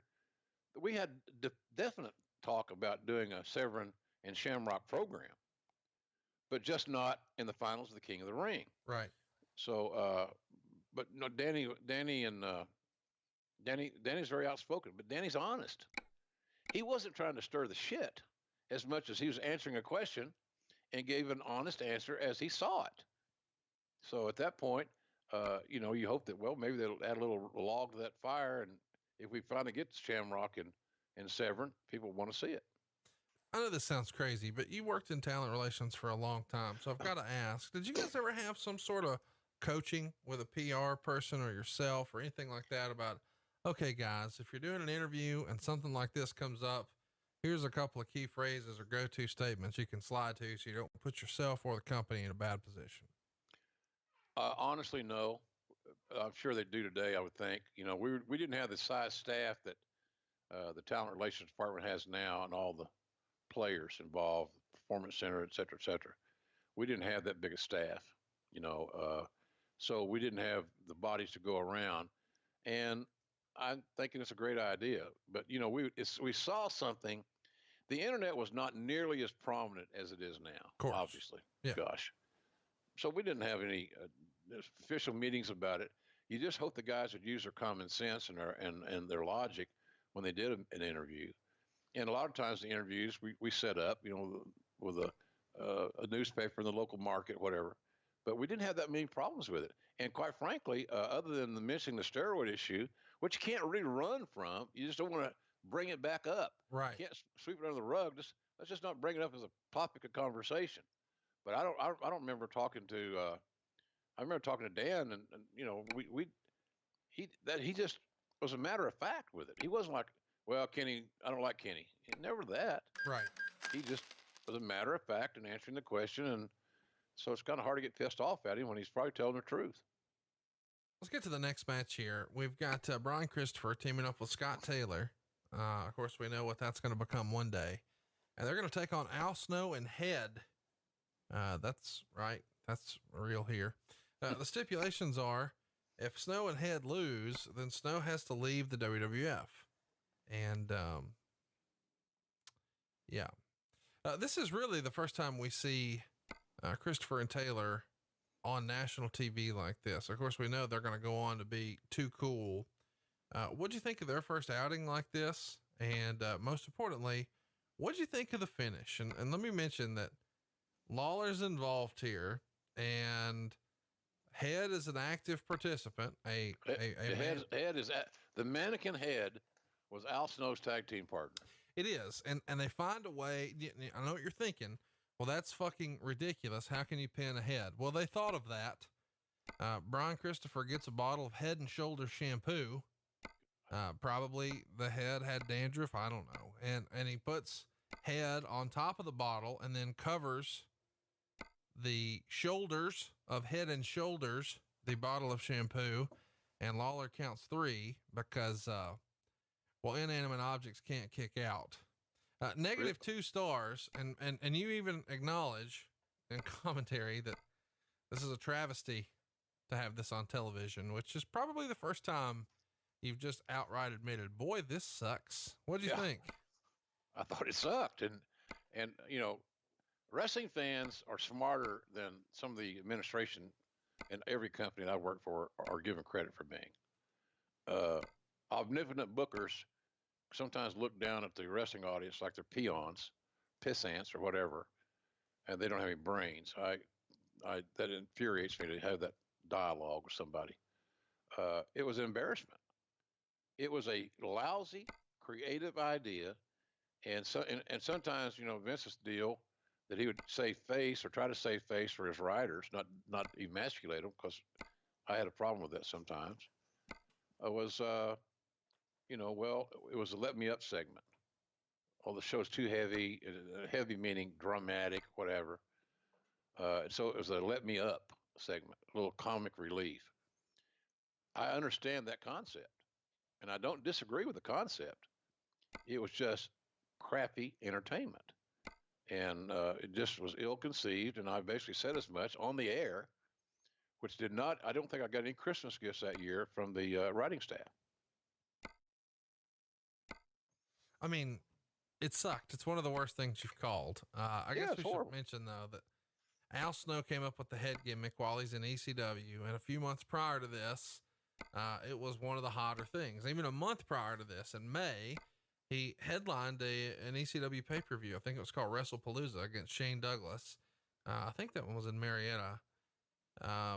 He gets over in a major way with this gimmick, and now he's on TV here, and well, he's not in the main event against the world champion. He's against Brian Christopher and Scott Taylor, and his head is his tag team partner, and they put it with Shampoo. Chat me up. Why did WWE take something that was hot in ECW and essentially shit on it? Boy, I wish I could give you a really insightful, intuitive answer. The WWE has had an issue over the years of being somewhat resistant in accepting proven gimmicks, proven personas that were developed elsewhere, and they change them when they come to WWE. And I don't understand why. You're always going to own the talent's name while they're under contract. That you got that. They signed that away. But then when you go and start changing the names, that means you can't use that name when you leave. That you got all this exposure on. So I don't know the answer to that. To me, is it ego? Could be ego. Is it insecurity? Are there legal ramifications on that stuff? There might be on the name, but not on a presentation. The head thing got over. Al Snow created head, the mannequin head, the head, the inference to fellatio. That's what it was, right? Yeah, it is. It's just, you're the voice of our childhood and you just drop fellatio on us. I'm going to laugh. Sorry. It's all right. I can't spell it, but I know what it means. So it got over. And so, yeah, why not use it? But then we, meaning myself and other people who were there at the time, we aren't happy with that on its own. We got to change it.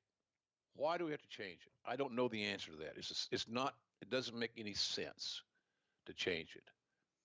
That's like Kurt Hennig's son has never been able to use the word Hennig. What you let the Flair on TV, right? You got other second generation guys, but Hennig doesn't make it, which makes no sense. So there's a selective process, is my point in saying this, and I don't know what the answer is. It just seems to be misguided thoughts, and it almost reeks of insecurity to me. But Al got the gimmick over. They sold merchandise. And of course, in that defiant 18 to 34, 18 to 49 male demographic, if you can talk about head in a public environment and not get slapped or arrested, it seems like it's pretty cool for them. And that's what it was. Talk to me a little bit about that. We're talking about the differences, and what this guy's allowed to do versus that guy's allowed to do. I feel like we're tiptoeing a little bit. Is this all Vince or is this someone else? No, it's Vince. That's Vince. He may say he's just uncomfortable with something and give that challenge to the creative staff or the agents or whatever to get an idea. But the beginning of that conversation and that action starts and ends with him. So for whatever reason, it's like he used to say, you can't be half pregnant. You either got to go all the way with it or not. He said that to me a zillion times, seemingly, bunch. But on this deal, I don't understand. It's selective. It's really selective, and it amazes me. It still amazes me at names that are changed. Yet talent's coming to WWE now that had great names internationally. Finn Balor, new name. Why? Well, we want to own it. Okay. So, but the thing that people forget is that if you come with another name in WWE and you sign a contract, while you are under contract with the company, the WWE controls the right to that name, whether it be your real name or not, because you're under contract. They manage that name. They manage that intellectual property. So there was always protection there. But again, so it may not be all legal. It just may be egocentric and that nothing exists outside the umbrella of WWE, which, as they are proving now, and AEW is proving that, and Ring of Honor and all these other places, that ain't true anymore. There are other games in town, whether people want to admit it in WWE or not. And fans like that. Give them a choice. But I thought Al got shortchanged in that deal. And as I said before in another show, Al's a very fundamentally sound guy. He became one of our best coaches. He's doing a great job right now in OVW in Louisville, where he owns that company now. Bought it from Danny Davis. So Al had a lot of skills, and but I think we cut short the head thing. And nobody likes to get cut short in the middle of the head. It never works. Yeah, no doubt. Let's get to the next match. That's X-Pac and Owen Hart. X-Pac gets the win in 8.5 minutes. Mark Henry does a little interference. He's going to come out and splash X-Pac. Of course, X-Pac and Owen Hart are both part of the Nation of Domination. China starts arguing with Henry. Eventually Vader comes out, does the big body block on Henry. And then Vader takes a tumble himself doing it. While it's going on, China gets in the ring, gives Owen a DDT. The ref turns around. X-Pac gets the pin. 2.5 stars. Meltzer liked it, said the wrestling was good, but he said the match had no heat. He felt like the crowd was not really into this one. What'd you think of the match? You haven't seen this one in a long time. It's a rematch, believe it or not, from King of the Ring 94. Back then, Owen beat the 1-2-3 Kid on his way to winning the tournament. And their brief feud is going to end after this match here. Two all-time greats in the ring, bell to bell. But the match was, I don't know, maybe a little disappointing. Was it overbooked, or what was your opinion? Well, it was added on late. There was no build to it. It's hard to go back to a 94 return, a match that was returned for 94 and 98. Right. This didn't work. Unless you're Frazier Ali, it don't work.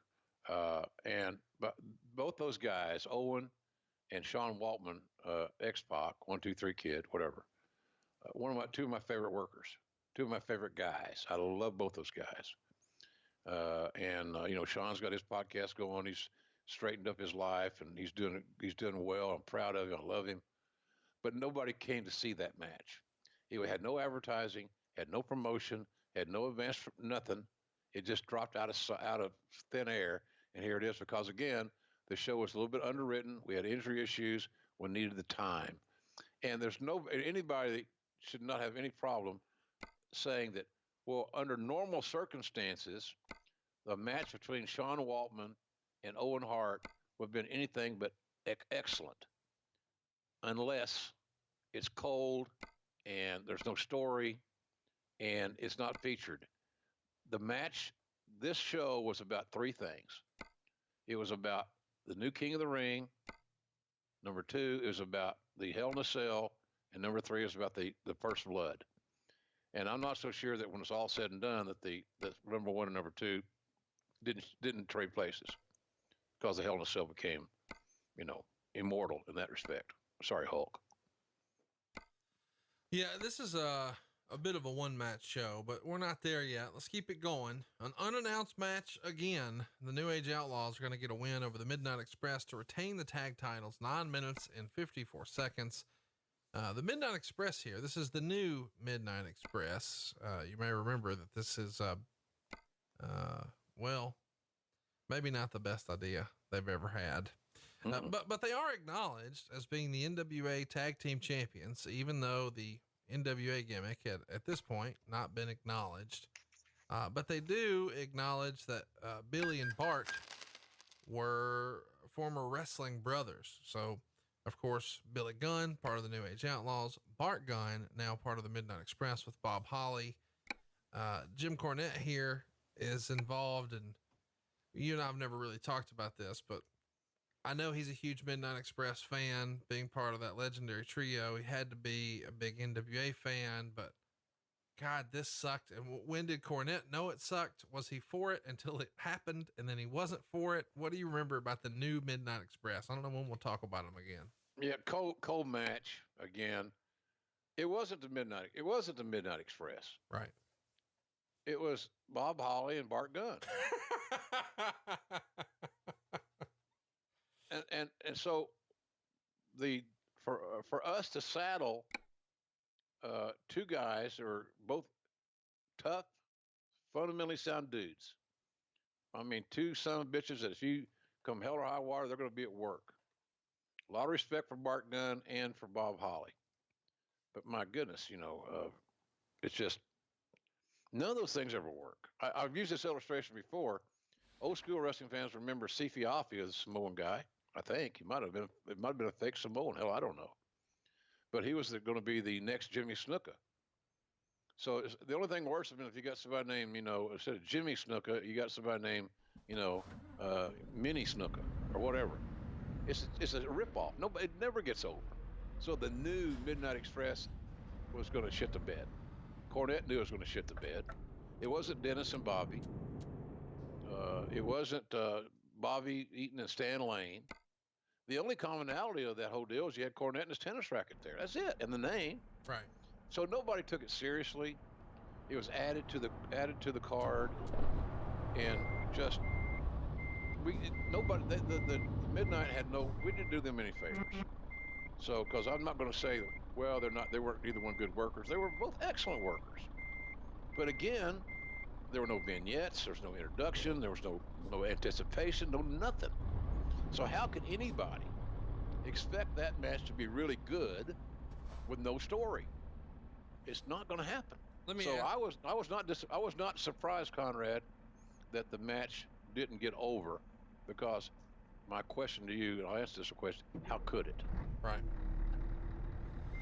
The thing that you mentioned sort of at the top of the show is that the company is enjoying all this great success because the talent feels comfortable with this open door policy with Vince. Clearly, Bart Gunn and Bob Holly don't necessarily fit into that category where they're speaking up.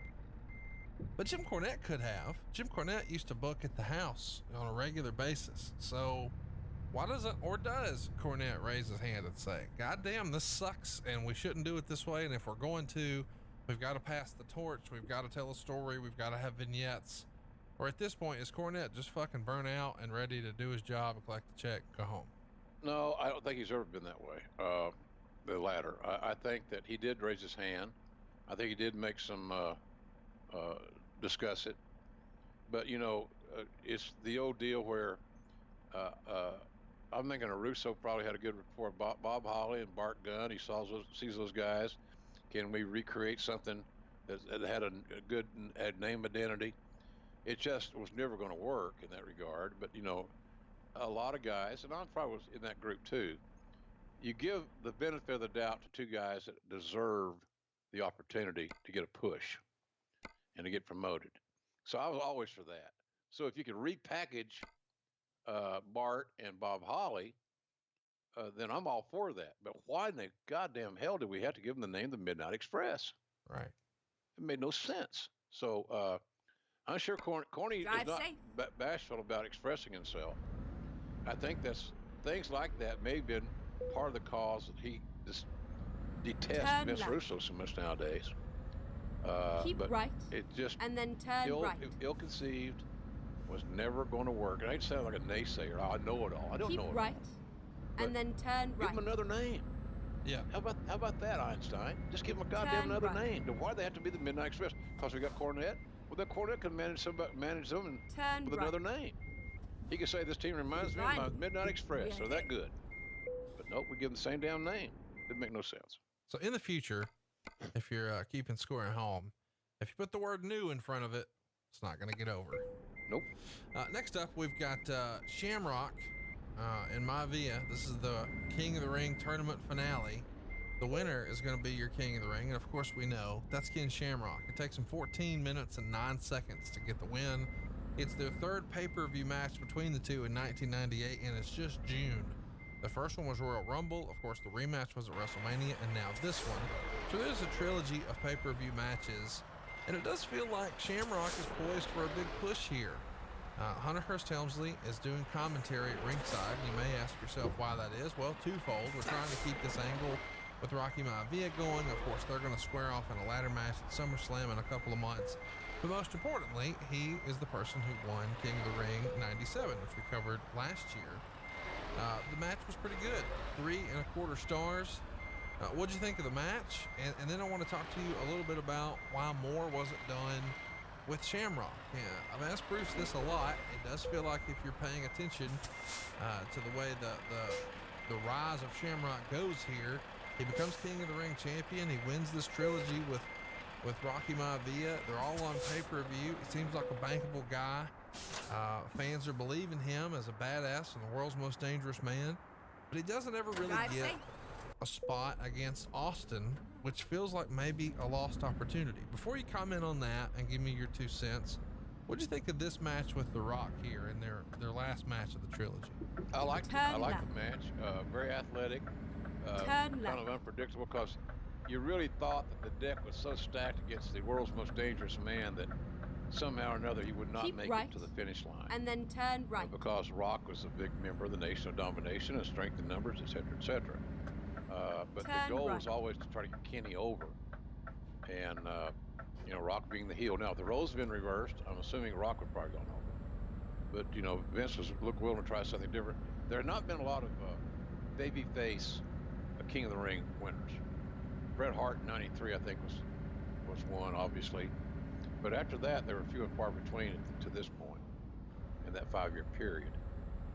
So, but I enjoyed the match. I thought it was a good match. And, for Shamrock to win with his finish, which was an ankle lock and a submission, I thought was extremely good booking. Because we were getting to a point there where I think we could thank USC for a lot of that, because you saw some really tough big-time stars in USC that were getting tapped out or knocked out or TKO'd or whatever. So we found out that you can be a star and not lose your shine by losing to somebody's submission in pro wrestling, because we see it on a regular basis in USC. So it became a little bit more, realistic. So Rock tapping to the ankle lock, I thought was a hell of a finish. It shows he does business. He's a pro, and we got that holdover.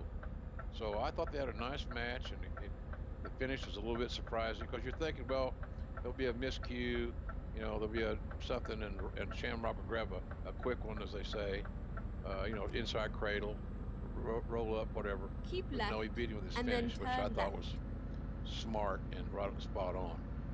Now, the reason that Kenny had some issues. It's funny, Conrad. I was working with you at Starcast, and which I appreciate the opportunities as always. And I was sitting there on Sunday morning with Raphael Morphy, who just went to work for AEW, by the way. Congratulations to Raphael. And Kenny was there at your show. Looked great. He's got grandchildren. He looks phenomenal. He's still active. And he came over and we started laughing about the old days. And I had a situation where, he missed a town, and because he had partied a little heavy, and I think he had a couple of people, so he had some company, shall we say, in his room. Sure.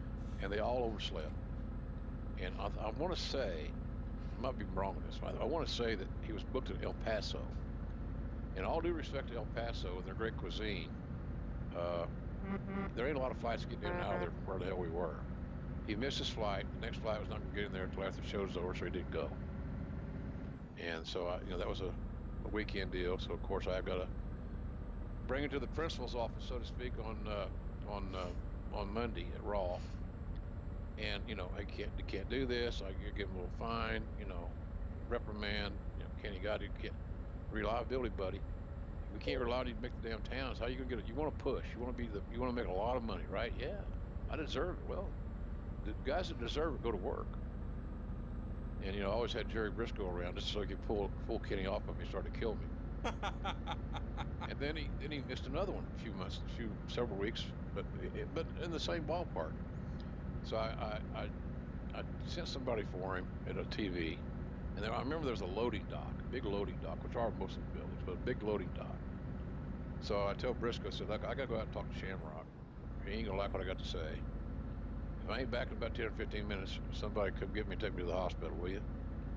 And kind of half-assed, tongue-in-cheek, but he had a short fuse, man. He's a little unpredictable. I said, Kenny, we had this conversation. Apparently you didn't give a shit.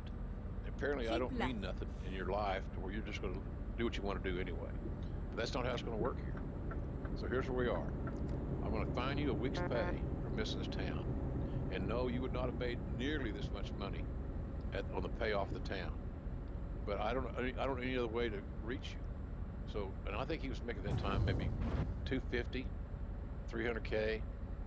Let's say $250 on the low end. So about $5,000 a week. I said, so I'm going to find you your week.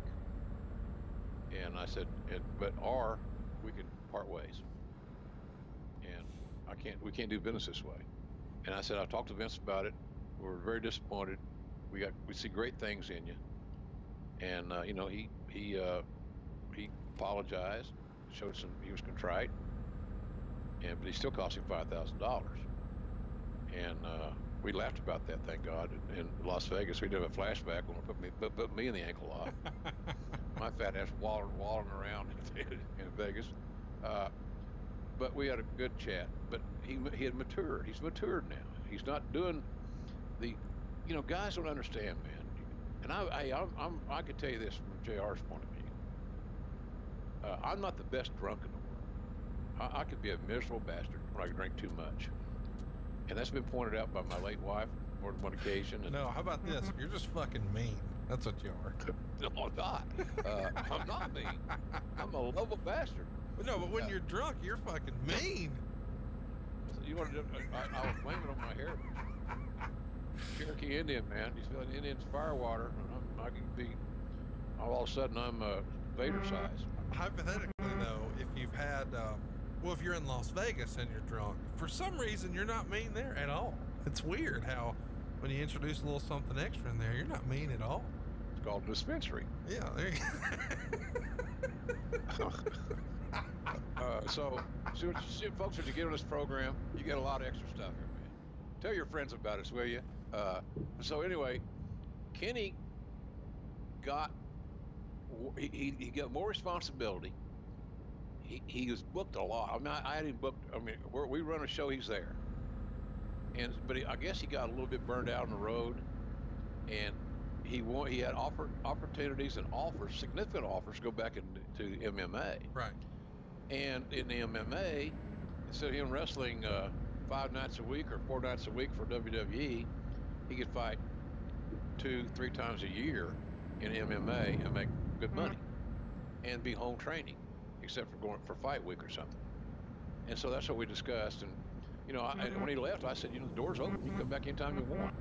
We don't want to lose you, but you're welcome to come back. And he never made the circle never got completed, never did come back, but he ended up, good rapport with the company. Keep but a lot of that's because he got clean and sober. Continue straight on. Because he's a different cat, man. He's just, he's threatening. He's a dangerous son of a bitch, and I got a good rapport with him now, thank God. But boy, he wanted to go back and fight. He felt like he left money on the table, and he had unfinished business to do in the octagon or a cage or whatever. And so that's what happened. That's why the push kind of ceased. We had to kind of back off of it till we could figure out he's going to come to work on time regularly, and not getting because there wasn't nothing else after after his week's pay getting fined. What's left? I'll tell you what's left. We'll terminate you. Right. So the old Jimmy Johnson thing, I used to use it all the time, man. If I can't solve your problem, I have no choice but for us to eliminate it. That's what you give me. I got nothing. I got nothing left. So he had 2 chances, little fine, big fine. Now what's next? Next is out of here. And he didn't want that to happen. It was embarrassing. But I think he wanted to be home and fight. And so that's how that worked out. That's why the push was cut short. Well, I don't tell you. He was very, very close in becoming a megastar in WWE. Very, very close, in my opinion, of getting over in a big way. I'm talking about being at the top of the card at WrestleManias or whatever. People believed in him, as they should have, because he was damn sure real. He wasn't playing the character of somebody with a fictitious name. Right. They didn't believe in.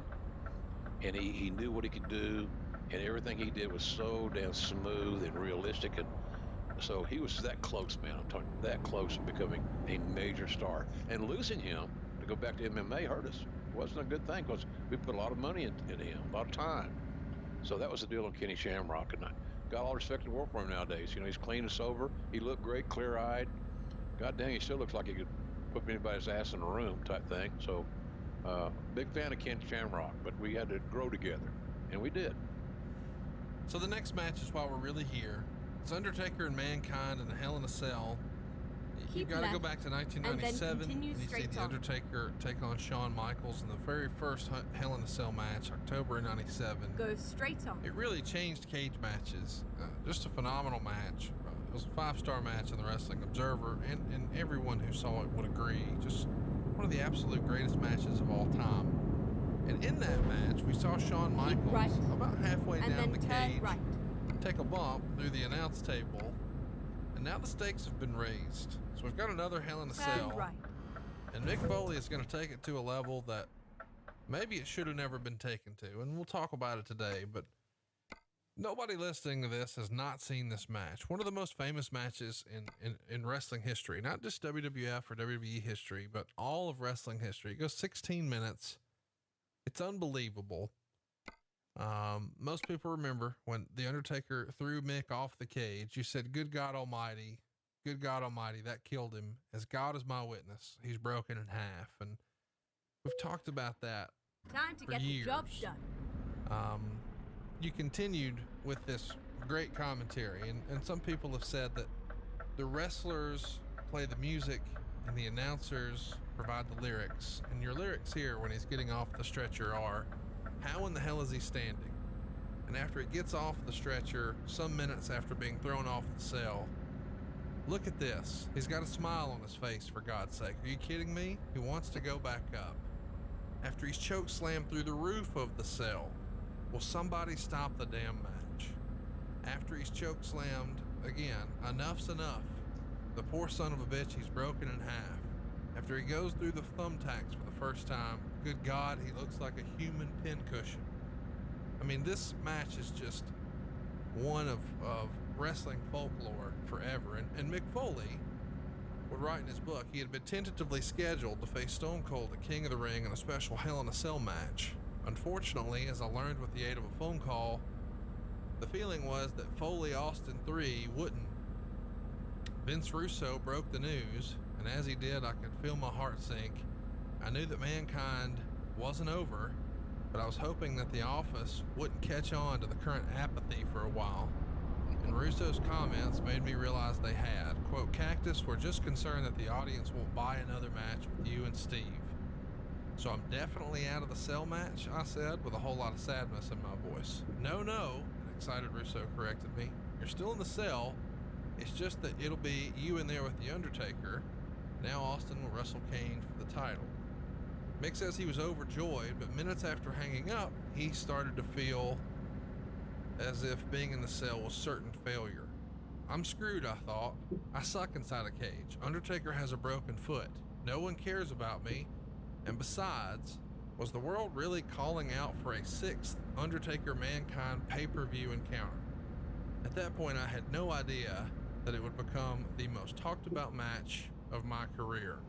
Before we move on with what Mick wrote, do you think that the match would have looked totally different had you went with the original creative of Mankind and Austin in a cage, or do you think Mankind would have still, or Foley would have still kind of came around to this idea? Oh, I Keep can't, left, after seeing and then it, continue calling straight it, on. being there, reliving it, last year was the 20th anniversary of that match. Go straight on. So there was a lot of hubbub, a lot of scuttle talk, whatever you want to say. I can't see anybody else doing it. Taker and Mick on that night made magic. All the stars, the old cliche, aligned, no doubt. Those two guys were always had good chemistry. One of the reasons, I've told you this before, Conrad, I use the old analogy of when the Lakers had Kareem Abdul-Jabbar playing on the low post for the Lakers. And if you're going to try to win the West in the NBA, you better be able to defend the low post and have a defensive mind, an Artis Gilmore type guy, somebody that could defend Kareem. Well, we had a 7-foot baby face that was over, but we were running out of viable opponents that could actually pose a somewhat realistic and viable threat in the pro wrestling vernacular, in the ring and so forth. I can't see it being anybody else. I really can't. And the way that the Austin Kane match went with the Wild West show and all the blood and all the violence and no cage was I thought extremely well done for what they had to follow. Austin and Kane, with Austin having that staph infection and being weak as a cat, as Richard Bowden would say, the old TV announcer at Shreveport in the Mid-South days, I felt like a plate full of piss. That's weak. Plate full of piss. I use that occasionally. Jim Cornette reminded me of that the other day, and we did a little promotion together. But it would not have been good. It's good. So I can't see it changing. I like what happened, and even though I don't condone how it came about with the injuries and so forth, but man, I can't. It'd be sacrilegious in a wrestling sense to even think of anybody else in that Hell in a Cell match in June of 1998, other than The Undertaker and Mick Foley. Just wouldn't work for me. Let's keep it going. He says before the match, he sits down with Terry Funk, believe it or not, at Titan Towers and has the video department get him the tape of Undertaker Michaels from Hell in a Cell 1, the October 97 match. He says, which, by the way, Conrad, excuse me, that was one hell of a match. Shawn and Taker in the Hell in a Cell. That match had a major part of the audience understanding and then that Shawn Michaels was not only a great flyer, high spot guy, the Hurricane Ranas, the drop kicks, the super kicks, stuff off the top, blah, blah, blah, that a lot of smaller baby faces utilized, resourcefulness, et cetera, but man, he proved how tough he was, because in our commentary, I think that came out very well in that show. And I didn't even mention that. Shawn Michaels proved to the world that he was not just sizzle. There was a lot of stake in his game. And that match with Taker in that Hell in a Cell was a major part of that transformation and evolution of Shawn Michaels' in-ring persona. He was no longer just a technique guy. He was a tough son of a bitch. And he proved that in that match. Great. If folks have not seen that match, it's worth your time, because they really, two of the greats of all time, two Hall of Fame guys, two people that we'll always talk about in wrestling. They had one of their best nights together at that event. Now, back to, I diverted there, but the point being is that Foley and Taker had big shoes to fill, especially Mick. Mick had to play the role of Shawn Michaels. You do the math. Yeah, that's tough. And Foley realized that. He says when they finished watching it, he and Funk, they go several minutes not saying a word. And then finally, Terry speaks up and sort of mumbles, "Cactus, that one's going to be hard to beat." I know. Plus, I'm 100 pounds heavier than Shawn. I just can't do some of the things in that cage that he can. And then they sat in silence for a couple of minutes, and then he broke the silence. "What do you think I should do?" And he's asking this of his friend, his mentor, and his hero, Terry Funk. And Mick would write, his answer would help make me professionally and damn near break me physically. Quote, "I think you ought to start the match on top of the cage." And Foley would say, "You would think I would know better than to listen to Terry Funk," and we continued to talk on the way to the show, but it was mostly joking around. "Goddamn, Cack," the funker said, laughing. "Maybe you should just let him throw you off the top of the cage." "Yeah," I shot back. "Then I could climb back up and he could throw me off again." Man. Oh, God damn it, that's not what I meant, Jack. Let him throw you off one time, for God's sake. Keep right, and then continue so they're just straight sort on. of goofing around, and then he quietly says to Terry, "I think I can do it." Go straight on. And he says he had told The Undertaker about a week out from the match that he was planning on starting the match on top of the cage, but Undertaker didn't seem real positive about that idea. And then he said, "I had to tell him. Otherwise, if he walked out and saw me standing on the top and decided not to follow, he would look like a big dummy having to climb back down." So he asked him every day for a week, and every day he would shoot it down. And then the day before the match, he asked him again, and he shook his head and asked him a question. Not as the deep and dark Undertaker, but as a guy who had known him for 8 years and who over the course of some battles had developed a bond. And he said, "Jack, why are you so intent on killing yourself up there?" And he answered, "Because I'm afraid this match is going to stink. You can't walk, and let's face it, I don't have any heat. We've got a heck of a legacy to live up to, and I don't want this match to ruin it. If we can start it out hot enough, we can make people think we had a hell of a match, even if we didn't." Taker thought it over, and then he could see him cracking, and he said, "I'll think about it," and they parted ways. Now let's get to the match, but before we do, I want to ask, did you hear the rumblings that they're going to start on top and he's coming off? Because these days, the guys do a walkthrough, and so everything's sort of talked about with each other and the agents, and you know, they do this before doors open and fans can come in.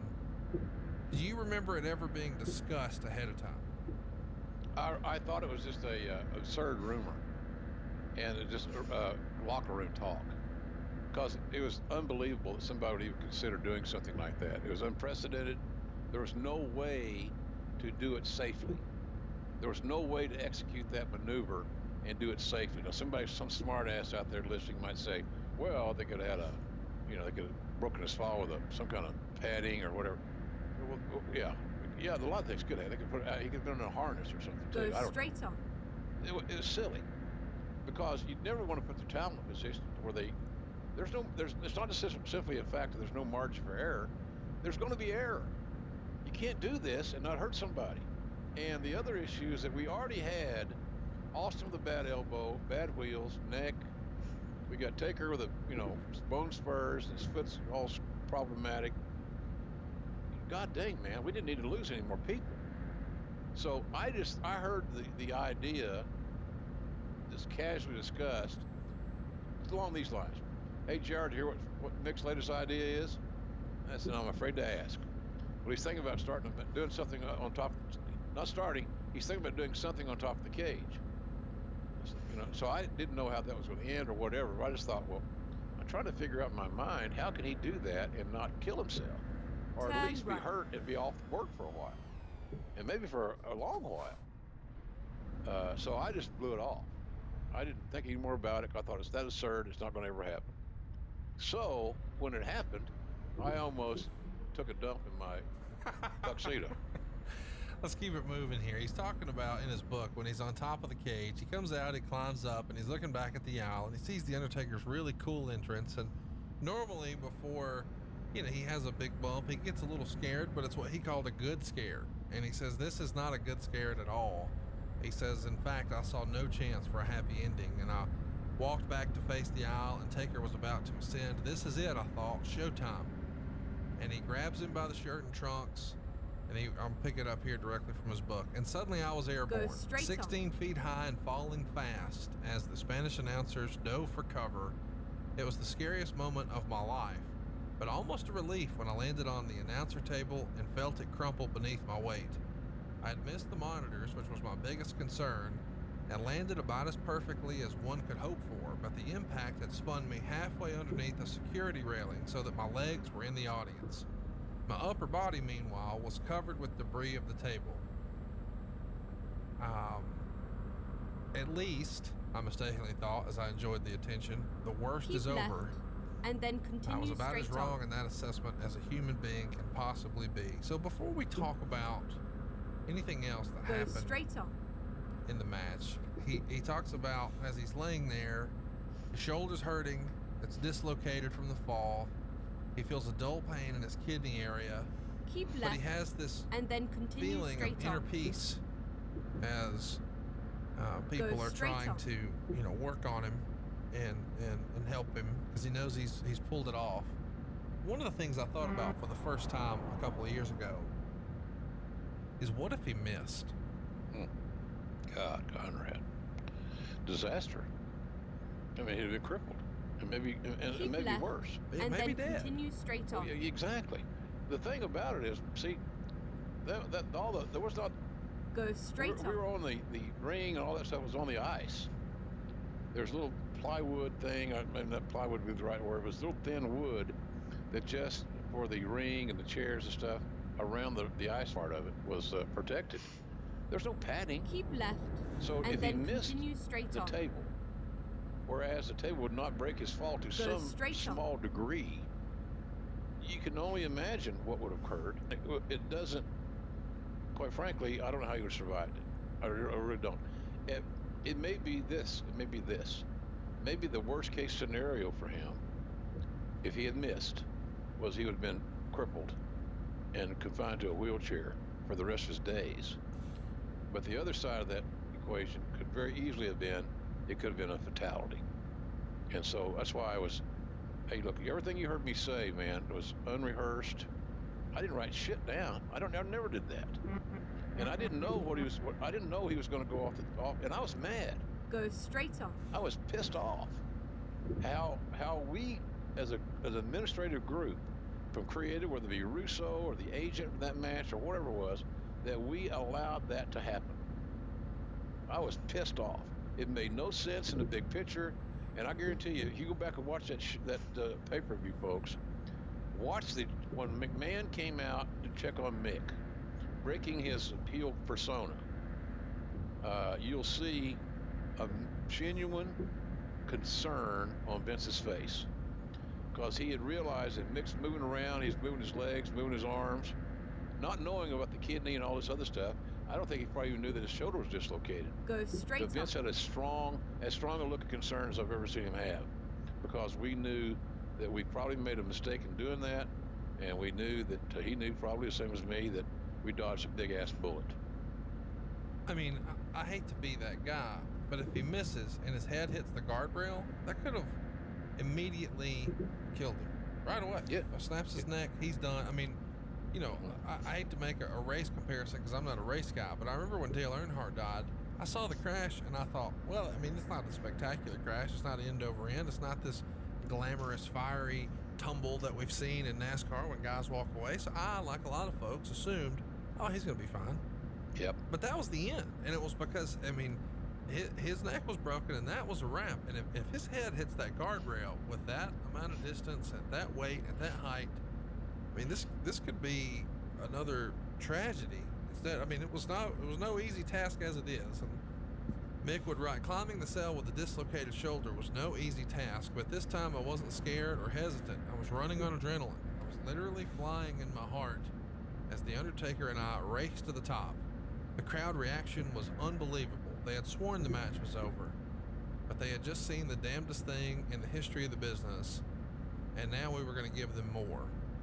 I mean, when you see him get off the stretcher and climb up again, what's going through your mind? I thought, well, somebody's going to pull him off the side of the cage. Surely this is not something that was booked, because I don't know that it was booked that way. I don't know this very day that the plan was, okay, we're going to throw Mick off the top of the cell. He's going to go through the announce table. He's going to the ice of the igloo where the Penguins play is going to break his fall. Wink, wink. And then if he survives that, we're going to do another spot where he put his ass back up top so he can fall through awkwardly, and which is, quite frankly, a lot of people say was more dangerous than the other deal, because he was in control of the other one where he could do his rotation, he could get turned, and he landed, as he said, about as good as you could land. Lucky as hell, missed all the monitors and so forth. But then to go back up it was unheard of. I was Time to get appalled the that it job happened. done. I was scared. I said, what are we doing to this guy? Have we just come up with every crazy ass thing we can get him to do? And because Mick is Mick, he's not going to say no. So I was angry, man. I was pissed off, and I didn't see the response. I didn't see even in the beginning, people getting out there quick enough. And nowadays, there's a doctor at ringside, and all these. WWE does a great job taking care of their athletes in that respect. But boy, then there were some holes in our armor in that regard. So I was pissed off. I just didn't make any sense. You got to understand, I was pissed off as the TV announcer JR. I was pissed off as the EVP of talent Jim Ross. We got a great commodity, a great asset, and we're just screwing with it. That's how I thought at that time. That was not exactly the case, but in the moment of, Mick wasn't the only guy running on the rim, especially when he fell. I was on that side, as best I recall, and he was a few feet when he hit. It was a horrid, and like you said, Conrad, what if this did not happen? What if it had hit his head? What if he didn't get the full rotation? And then going back up, he didn't have a chance to defend himself. He didn't have a chance to take a bump that would allow him some protection. And the way he landed was just sickening. I think it may be where I got my sickening thud over the years, because, god dang, man, it just sounded like he was in a car wreck and got ejected out of the car, and there he lies again in a heap. What else can we do to this poor bastard? He would say if he could change one thing about the match, it would be his next effort, which was a dynamic exchange of punches atop the 16-foot structure that would have sent the crowd into a frenzy. But instead, he stood there, slug-like, as The Undertaker battered him without any retaliation. Quote, he clubbed me across the back with a chair and then unceremoniously dropped it on the cage. I really wish he would have put it somewhere else. Then he grabbed me around the neck for the goozle or choke slam, and I don't remember a thing about the next 2 minutes as I watched the tape in great pain the next day. It was the only time in 15 years I'd been knocked out cold. I'd been knocked goofy countless times. I'd seen stars and rainbows and black patches as a way of life for a long time, but this was the first time that a period of time elapsed and I wasn't aware of it. Like I said earlier, however, video and time have helped me not only see but remember almost everything except what I was feeling as I broke through the mesh and crashed to the canvas. Looking back at it now, it was both the worst choke slam and the best choke slam I'd ever taken. The worst because it was the only time in my association with The Undertaker that I hadn't even gone high for the goozle. As a matter of fact, one of my feet never left the cage. The best because if I'd taken it correctly, I might very well have been dead. As it was, I landed hard on my back, my neck, and the back of my head. If I'd gone higher, I would have landed directly on my head and probably wouldn't be here, or at least not in control of my limbs. It was indeed a violent, brutal fall, made worse by the fact that I landed in one of the old Federation rings, which had very little give. Yeah, we changed that scenario not too long after that. Those rings were for those super heavyweights that dotted the WWE landscape back in that one era and then time. Turn right. And you got a big Hulk Hogan was the top baby face, and all these big heels coming in, to match up. The Bundys of the world and so forth. That ring was hard as a rock, and talents hated it. When I first got that job, that's one of the things guys said about, okay, JR, you will address the goddamn rings. And I did, and so we got a more bump-friendly ring. I'm sure they're still using the same rings today, but they're more talent-friendly for sure. But those rings are, god dang, it was embarrassing that we didn't change the rings earlier, because the styles of more bumps and more high-risk bumps were becoming more prominent. And so we did that, but the Mick thing was certainly a catalyst to help us move to that direction in a very rapid pace. As that Vince said, get rid of all those hard son of bitches and let's get a different ring, blah, blah, blah. Vince's only issue was he didn't want a ring that was so noisy that was distracting. But we got rings that are bump-friendly and almost too late, but we got it done. To make matters worse, Mick would write, the chair was placed on the cage and it followed my body down and smashed into my face from a height of 12.5 feet. The blow to my face would result in 1.5 teeth being knocked out, a dislocated jaw, and a hole beneath my lip that I could stick my tongue through. Francois and the EMTs tried to help me as I lay on my back and my arms outstretched and my legs sickly twisted to one side. I later asked the undertaker what he thought when he looked down at me from atop the cell. His answer was chilling in its simplicity. I thought you were dead. Terry Funk was there to meet him and willingly took a choke slam to give me one more time to get up. TV showed multiple replays of my falling through the cage, and when they came back, I was on my feet, but just barely. I don't believe it, said a stunned JR. He's either crazy or the toughest SOB I've ever seen. Before we keep going, I do want to ask you here, JR. Was Mick Foley the toughest man you ever met in wrestling? I mean, I know there's lots of stories about badasses and, you know, this guy or that guy, but has anybody ever taken more punishment than Mick Foley in wrestling? Not that I have encountered. There's a difference in being tough, and there's a context we're talking about here, and being the baddest dude in the land. Sure. You know, Mick Foley's not the baddest dude in the land, as he will readily admit, but I've never seen, if he's a classic definition, Conrad, being tougher than a $2 steak. He is, and I've never seen anybody that was in so much pain. More often than not, he was in pain all the time, and he was in pain and he had been in pain a lot, more often than not, before we hired him. You know, he's taking elbows off. He's slamming a guy on the outside. There's no mats out there. He gets on the outside. He runs down the apron of the ring and does a big flying elbow, and his hip would always hit the concrete to break his fall. And you can do that once, maybe. Hell, he did it on a regular basis, seemingly for years. So you can only imagine how that pain manifested itself over time. So, yeah, if there's somebody tougher in the respect of standing, being able to withstand pain, this is where it ends. Mick's at the top of the list. It's unbelievable. The Undertaker threw a punch. Meltzer. Foley would write, and I went down slowly. It may have been the saddest bump ever taken because there was no strength left in my body. I don't want to sound dramatic or pat myself on the back, but I really had been standing on sheer will alone. Now as I lay in a heap, it seemed that even my will was gone. Jack, let's go home, the Undertaker quietly said to me. No, I'm okay. Time to hit the road. Of course, Taker winds up winning the match, and as we know, there was a thumbtack bump and just all kinds of craziness. And Mick would write, I lay there for a few minutes, and as Francois, the Funker, and referees checked on my condition, the EMTs brought a stretcher to the ring, and he asked Mike Chioda, and you can see this on camera, was I already on a stretcher once tonight? And Chioda and then says, yes, Jack, you were.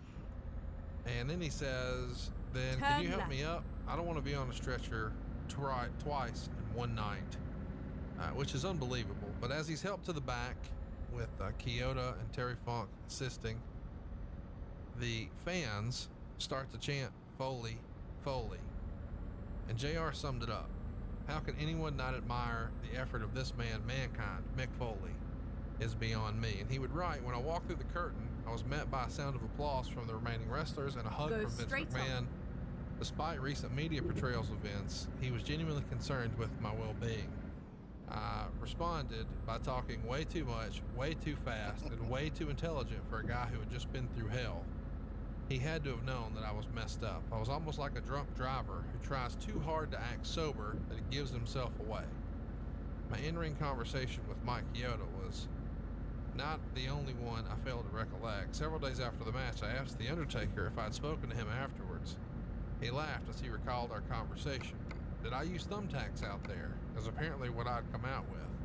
He looked at me, still covered with the damn things, and said, yes, you did, Jack. Yes, you did. Oh, good, I replied, and walked away. His evening's not over yet, though. Francois has to put his shoulder back in his socket, and he's got to help get his bearings, and I can't believe this is real, but he's going to come back out for the main event. This is not the main event, unbelievably. We've still got another match on this show. Kane is going to win the world title from Steve Austin, which on any other show would be all anybody talks about. It's Kane's first world title win. He just debuted at the company in October.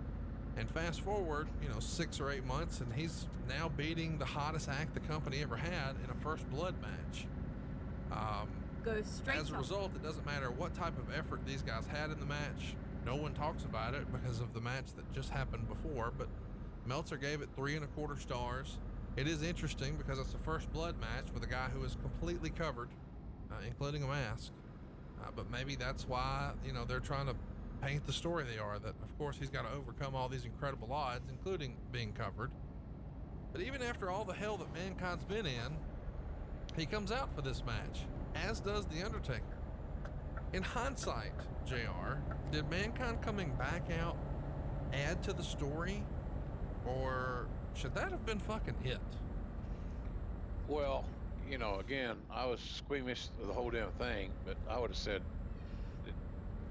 no, because in today's WWE, in today's probably a lot of other companies, he would not have had the opportunity to come back out no matter what was booked. Right. Because, again, we've not talked about anything about concussions here. We haven't talked about concussion protocol. We haven't talked about CTE, none of that stuff.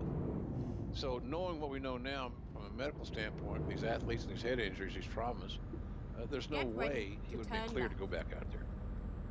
So I believe that, did he add to the end? Yeah, and especially where we're going with other things and other programs and so forth, yeah, that made sense. But could that have been done on another night? Of course it could, some way. So I believe that he should have been shut down at that point. And in today's world, he absolutely would be. And I agree with that in today's world. Who knows, man, how many, that always troubles me about Mick. Is as the older he gets, is he going to be good with his mind? Are all these concussions and chair shots and all these amazing things that he's done to his body, what toll is it going to take on him in the future? And that concerns me. To this very day, it concerns me. Go straight on. Answer your question, easy for me. No, he would not have been sent back out. They'd have called a little bit of an audible. That'd been easy to do. Bottom line is, Mr. McMahon was going to facilitate the win, blah, blah, blah. So, but that's just Mick, man. Mick is a player's coach, a great coach, great player to coach for those guys, creative and so forth, because he'll do anything. And he's got good logic about doing things that he can do well. But we needed to shut him down on that deal, and we didn't. And thank God, he didn't get hurt any worse out there, I don't guess. But it was scary to see him back out there. And God Almighty, we wanted to turn him babyface at some point, and we did. Those are all these great reasons that people start believing in Mick. He's tough. He's amazing. He does things nobody else can or will do. Go straight. He survived it somehow. So, no, for me, in today's world, shut down. You're done. Go take a shower. Let's get you to the hospital. Mick would write in his book that Vince came to see him in his locker room and said, "Mick, I want you to know how much we appreciate everything you've done for this company, but please promise me that I'll never see you do anything like it ever again." I do want to mention too, this main event with Kane. On the build up to this first blood match, the stipulation is if Kane loses, he's going to set himself on fire and breathe his last breath. But we know that doesn't happen. He becomes the world champion. Vince McMahon, or Mr. McMahon, is very pleased with that. And the next night on Raw at the Gund Arena in Cleveland, it's another sellout, 16,505 fans, an incredible gate, 266 grand. The show opens with Vince, Briscoe, and Slaughter coming out to present Kane with the world title.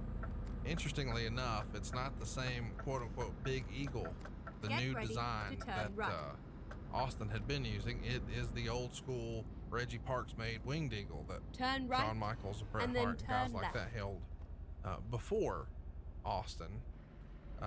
Later in the show, of course, we know Austin is going to pin Kane to win the world title for the second time, and The Undertaker comes to the ring during the match. And after the match, he gets in the ring. Austin gives him the stunner. That sets up the collision course for SummerSlam, which I'm sure we'll cover at some point. Talk to me about the creative to have Austin lose the title on pay-per-view and then win it back the next night.